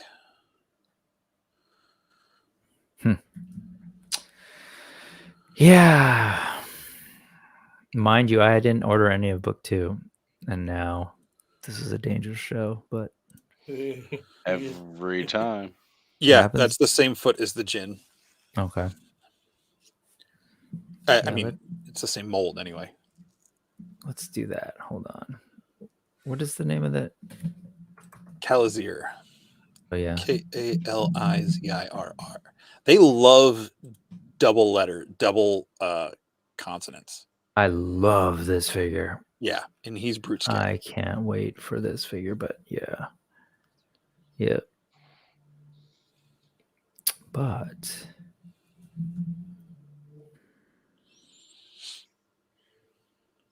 different shin piece. But yeah, same foot. Mm-hmm. Very, very cool. Soft no. Go back to the oh no, it is. It's just, again, it's painted, it looks like fabric, but it's the same sculpt as that metallic, that this ankle part here. piece. Yep. Yes, it just has a bit of a wash over it, so that made it look a bit different, I suppose. Yeah. But I love how just painting it different with a different texture of paint completely changes the feel of the piece. Yeah. You paint that different way and it'll look like leather. Yep. So, see, in my Thorin Oakenshield figure you shared there on your channel, Bricks, it looked vastly different when you got it out of the package to when I did that little paint touch up on the face there. Yeah. So it's a bit of paint changes things drastically. Absolutely. He looks like this guy shops at the same place as Kragnar for his crotch fur. Hey, I'm telling you, I think they grow that. Space Merkin. That's there we go. Space Merkin. Got to keep it warm around there, I suppose. in the colder space. It might be a brutal, violent hellscape of a fight ring, but we got to keep up the decency. Indeed. Well, you see the tubes there. Oh, yeah, So they must the be. tube. Yes. Yeah, right. Yes, There you must go. be able to modulate them without them. Well, I wonder how man. bendy they are, though. They might be a little bit more pre-molded. Yeah. I mean, slight give. It's got to have slight give to it. Again, these are all the original 3D printed, or which you can get. I mean, you can get some pretty wiggly stuff depending if Yes, if you program the it side right, skirts there on some of the figures, they're quite pliable. I've found if you look here. So see, you get a bit of you get a bit of ply and you do. movement out of that, and I just dropped my starship. And for anyone who does customizing, don't use spray paint on the soft plastic. I mean, it produces a cool melty effect. Or it never dries. Unless the one it will take a if while you to dry on you. Rust weathering, it eats right through it. Yeah, certain ones will literally start to chemically break down the plastic. Other ones just never cure. Oh, he's got that meteor. What do we call it? The meteor hammer before? That's what they called it. Yeah. I got the And these guys are telepathic. So, and the Greyborn comes from their ability to like communicate through telepathy and stuff. They had some cool name for it, but he it's not because he is gray. At least in the world of Cosmic Legions, that's not why. Right. The body on this is like elves. I'm not sure. Yeah. I don't know if it's 2.0 or 1.0, but but this is a completely new torso. Most of the parts on this guy look new to me. I think those arms might have been used on someone maybe, but I don't remember. But yeah, like that articulated torso there, like with the yeah. I like that he's got little like Japor snippet around his neck. This thing? Yeah. Yeah, the medallion. You can see it's like a little string that goes up and around his neck. That's not attached to that's the thing they band. made available, right? Did they? Oh yeah, it's the keys. Yeah. Ah, he's just so cool looking. He'll give me nightmares, but he's cool looking. So, Jesse, Star had a question here about suggestions, and Eldor, chime in as well for you. I mean, you guys are the main customizers here of the group right now.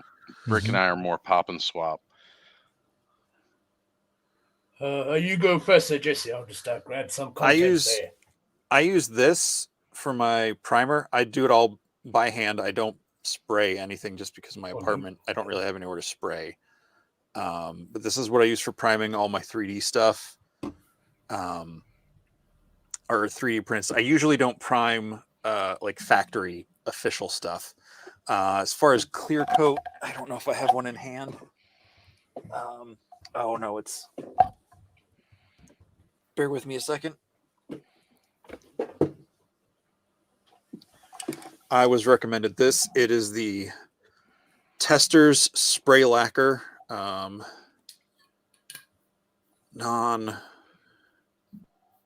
dull coat. Dull coat is what you want. I don't know if that's gonna clear it, but there's the. I had to get this on Amazon. I think it was like a pack of 4. It said the Michaels near me had it, but I could not find it in the store. So that's what I use when I usually only use the that clear coat when I'm doing stuff to like sell through Legion Shop or something like that. I don't usually seal my own stuff because I'm lazy. Yes, I don't seal either. Giraffe. I would say Jeremy Gerard's Mythic Customs channel on YouTube. More of his stuff lately has been more conversation oriented, but he has a ton of tutorials on there. Wolf King Customs is starting to put up tutorials on their YouTube channel, and Nikki Nicole Cheney on Instagram has a lot of tutorials on her Instagram page. But yeah, and there's tons of other things. If you just do, figure painting tutorials, you can find tons of stuff.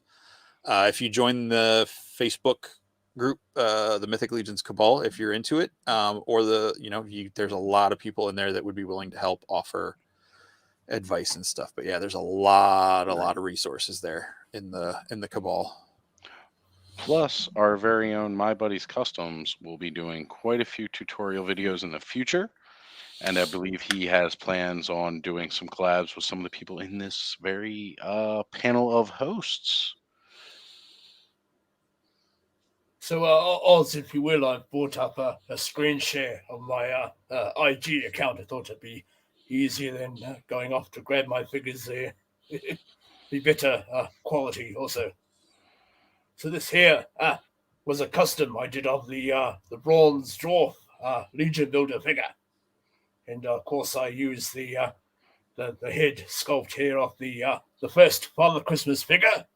But I sculpted on the wee bands there you see around the moustache and the extra hair coming up the sides.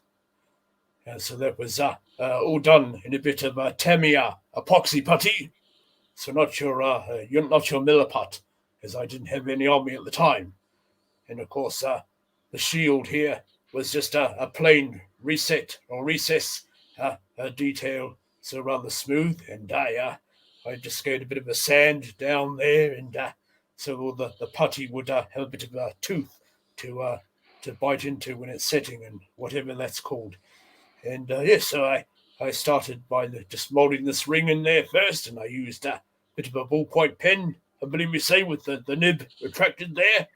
Just, nice. Buried the nib in there to make the little the rivets, I suppose, and I added some little cut slashes there in the metal, and then after that was relatively set, I sculpted the wee spike with a bit of horn texture from a beastie or something into there, and then I had a bit of a framework to sculpt in the wooden panels all around it, and I just continued the wee slashes around the wood there.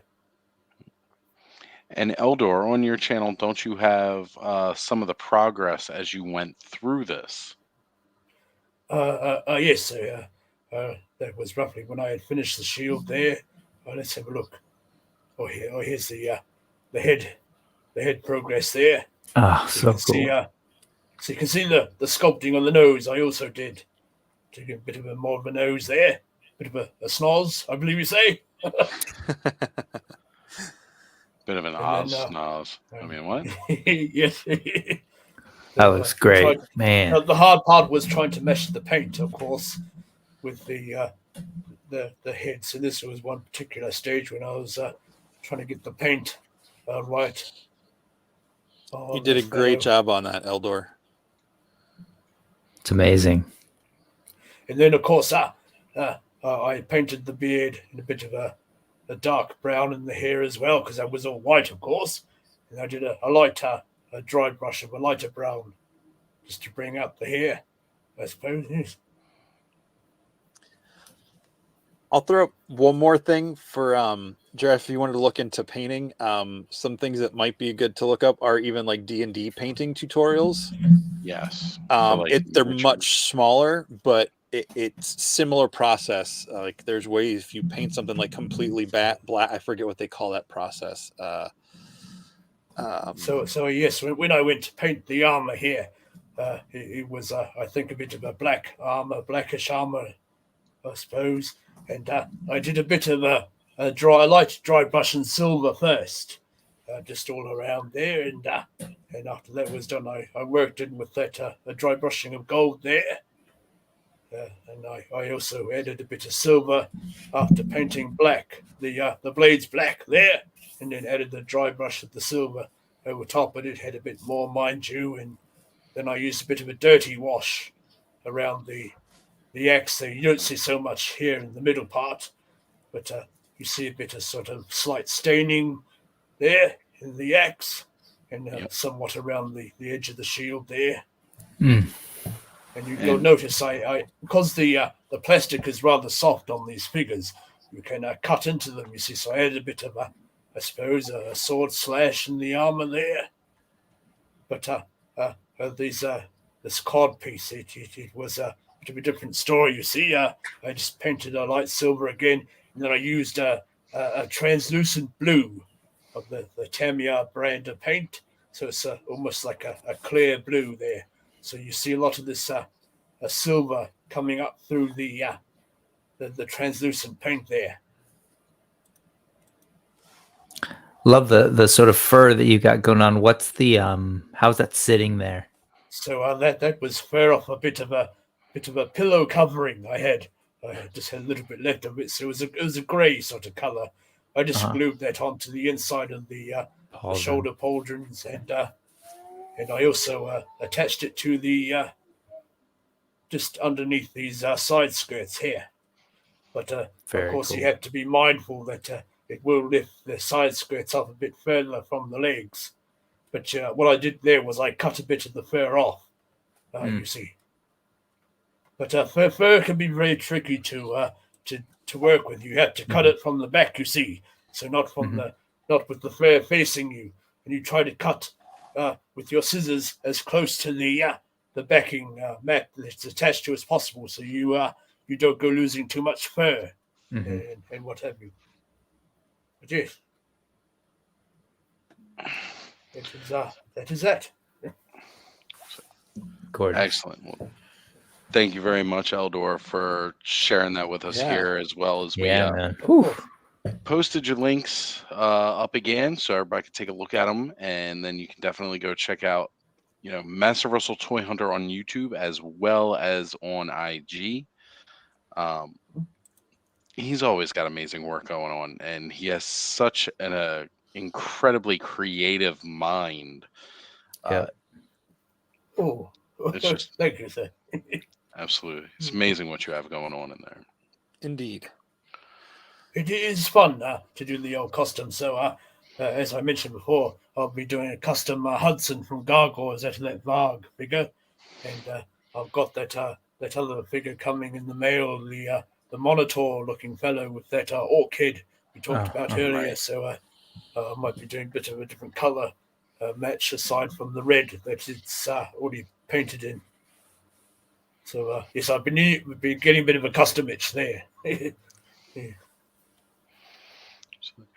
Well, guys, we have been going for about 3 hours right now. What? And I feel like, yeah, I know. It's always happens. Not a 3 parsecs, mind you. We never realized just quite how long these classes go for, because we have so much fun just talking about the stuff and looking at everything. Fortunately, with Cosmic Legions, there's not quite as much as we have going on with some other stuff. And see, Star feels it too. Whenever you're passionate about something, it never feels like it's quite as long as it's been going. But I figure this would be a good spot to wrap it up for now. And then, of course, we'll be coming around again next month with yet another Legions class. And now, since we've opened up this door, who knows where we're going next when it comes to Legions class? Because to boldly go where no one has gone before, indeed. Yeah, we went there with it, and as it should be. So, guys, if you liked what you saw tonight, you're looking to see more, we have, of course, on my channel, I know I've made the Legions class playlist, so you can always go back and watch our previous classes. And of course, all the new stuff will be going up there as well. Bud has been on top of making sure to post everybody's links in the chat. Thank you, Bud.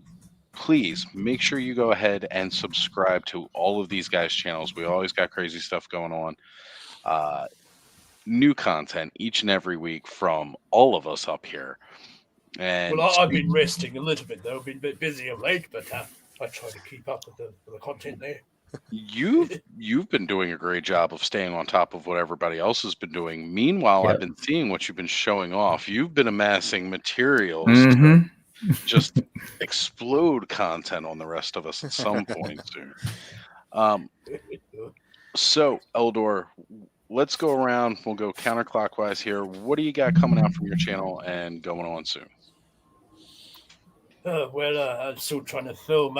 You see, with the old custom game, I hope to video different points of as I go along with my custom work, and just edit that down into a reasonable timed video. There, I'll start to finish of my customs, mostly Masters of the Universe stuff, though. Although I am due for another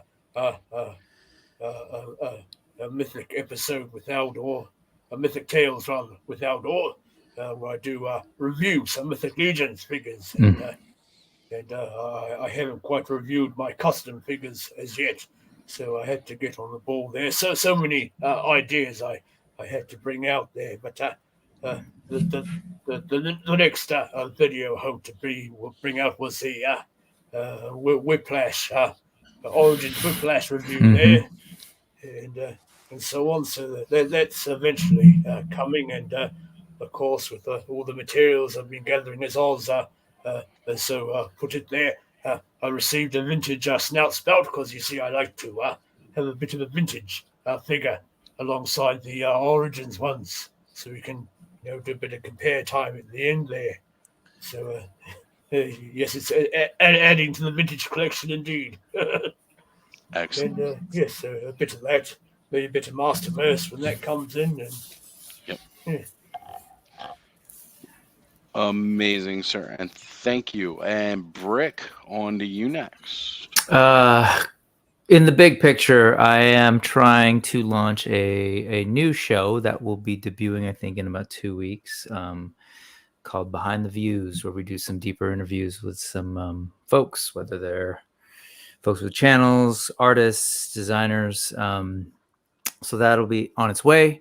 I will be dropping a new episode of the NEWS, the Needless Ephemera we saw this week. And on Tuesday, I will be doing a live unboxing.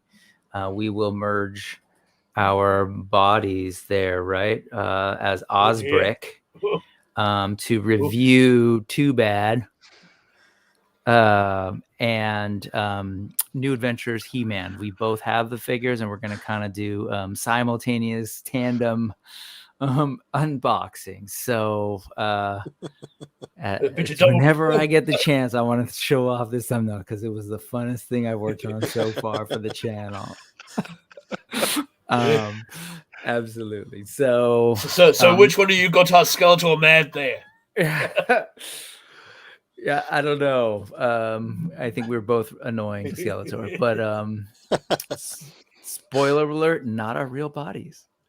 So anyways, that's what we've got going on. That's going to happen on Tuesday at about 5:45 Pacific and 8:45 over on the East Coast where Oz is at. And trying to keep it really sort of short and concise. But come check it out if you can. So that's that. Outstanding. Excellent. And Jesse, what do you got coming up next? You got some stuff coming to us tomorrow night. Yep. Every Sunday night, my co-host Curtis and I do Shooting the Shelf on my channel, Just Shelve It, on YouTube. 9 p.m. Eastern, we talk with either someone from the Facebook Mythic Legions Cabal community or just other folks, depending on how things line up. But just talking about toys and general geekery. It's usually a good time. I will hopefully maybe be doing an unboxing when I get my All-Stars 5 in. It's not an all-in, so won't be super, but it's most of it. It was one of the first waves I was able to get a pre-order in on, so I'm excited for those to come in. So I'll probably do a quick unboxing review at some point live on that. But and then every Thursday night in the Facebook Mythic Legions Cabal do my Mythic Minute where I go for about 30 minutes at 9 p.m. just talking about different topics. And yeah. Absolutely. And again, I try to tune into that every chance I get right before we jump on live with Toy Frenzy on Thursday nights on Skelevator's channel, which is, one of the first places you can catch me, as well as everybody knows every Saturday night at 9 here on Nostradamus Toys Live. And you'll catch me popping up everywhere else. I know coming soon, I have an episode to do with Jesse for Just Shelve It. We'll be working on that. As Brick told you, I'll be on his channel this upcoming Tuesday, and we're going to do a really epic fun boxing. For anybody who's worried that we can't show that on YouTube, we will not actually be conjoined. That's not going to happen. But so, yeah, everybody, hope you enjoyed tonight's class. We always have a blast talking about it. Like we said, we lose track of time every week when we do these because it's just so much fun. Yeah, But It is. yeah. Yes, sir. Keep your scanners ready there for the next episodes. And set phasers to stun. And all thrusters full ahead. Absolutely. Well, have a good night, everybody, and we'll see you May all the next force be Legion with you. class. not everybody. Live This long is the and way. Live long and prosper. I love it. This is the way. And I should good do the night. Riker maneuver. All right. For the Riker maneuver. Oh, yes.